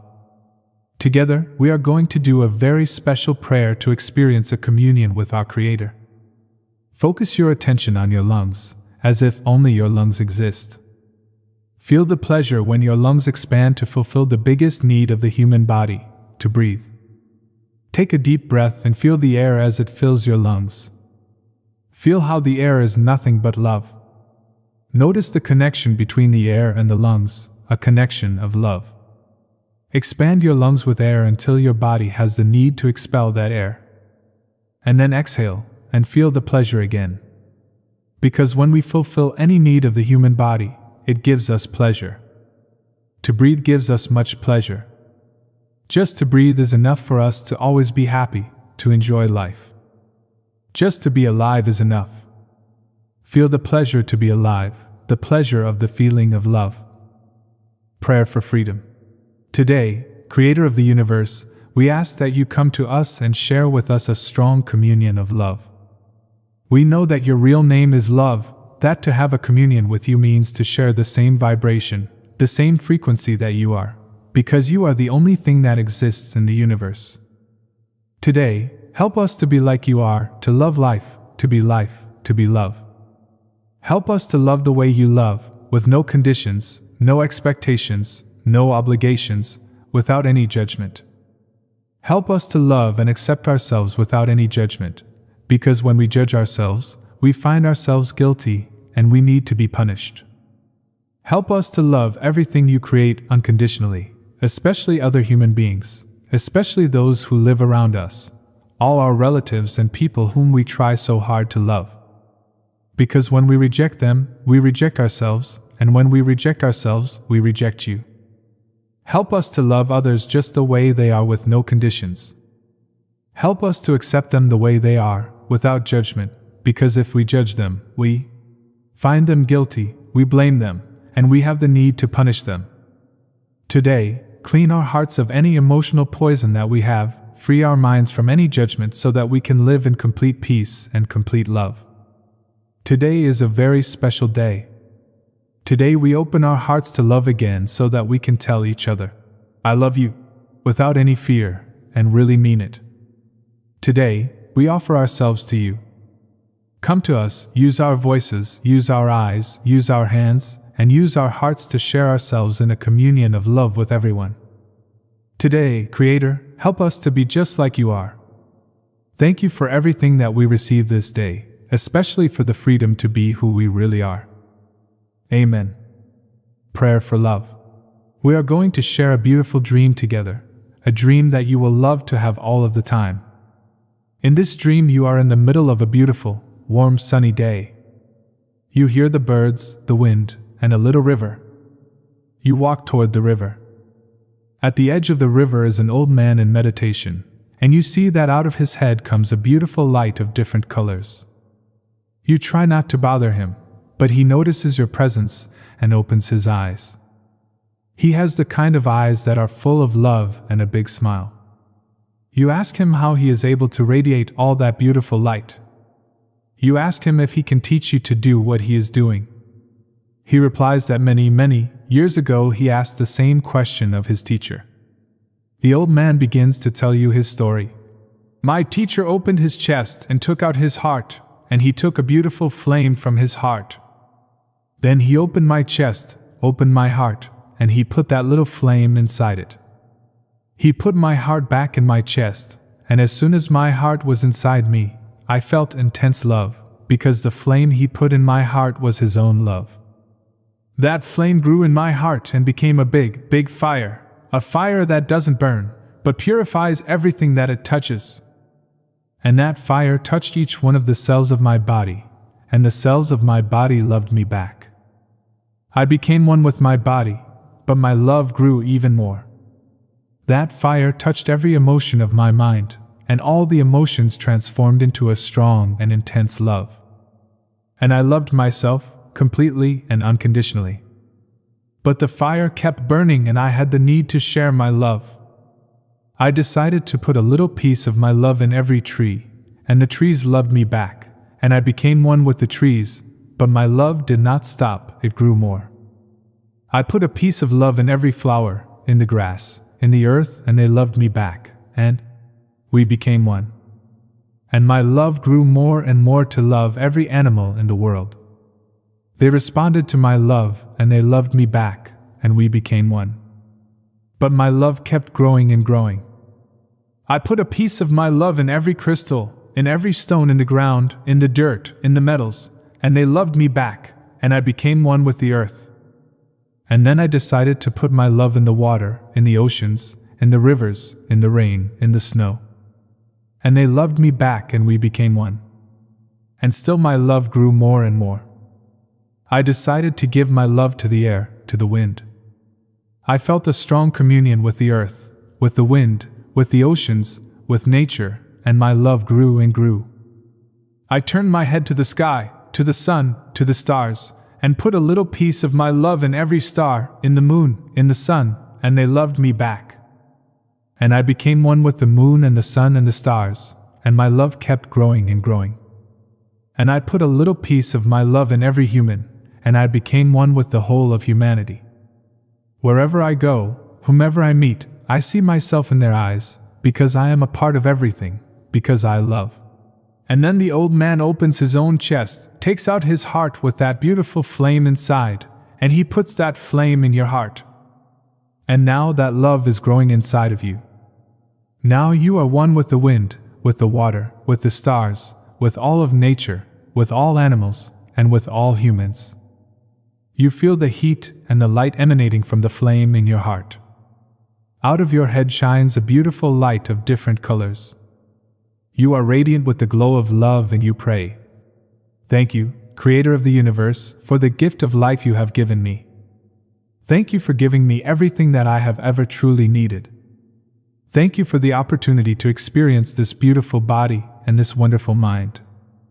Thank you for living inside me with all your love, with your pure and boundless spirit, with your warm and radiant light. Thank you for using my words, for using my eyes, for using my heart to share your love wherever I go. I love you just the way you are, and because I am your creation, I love myself just the way I am. Help me to keep the love and the peace in my heart, and to make that love a new way of life, that I may live and love the rest of my life. Amen.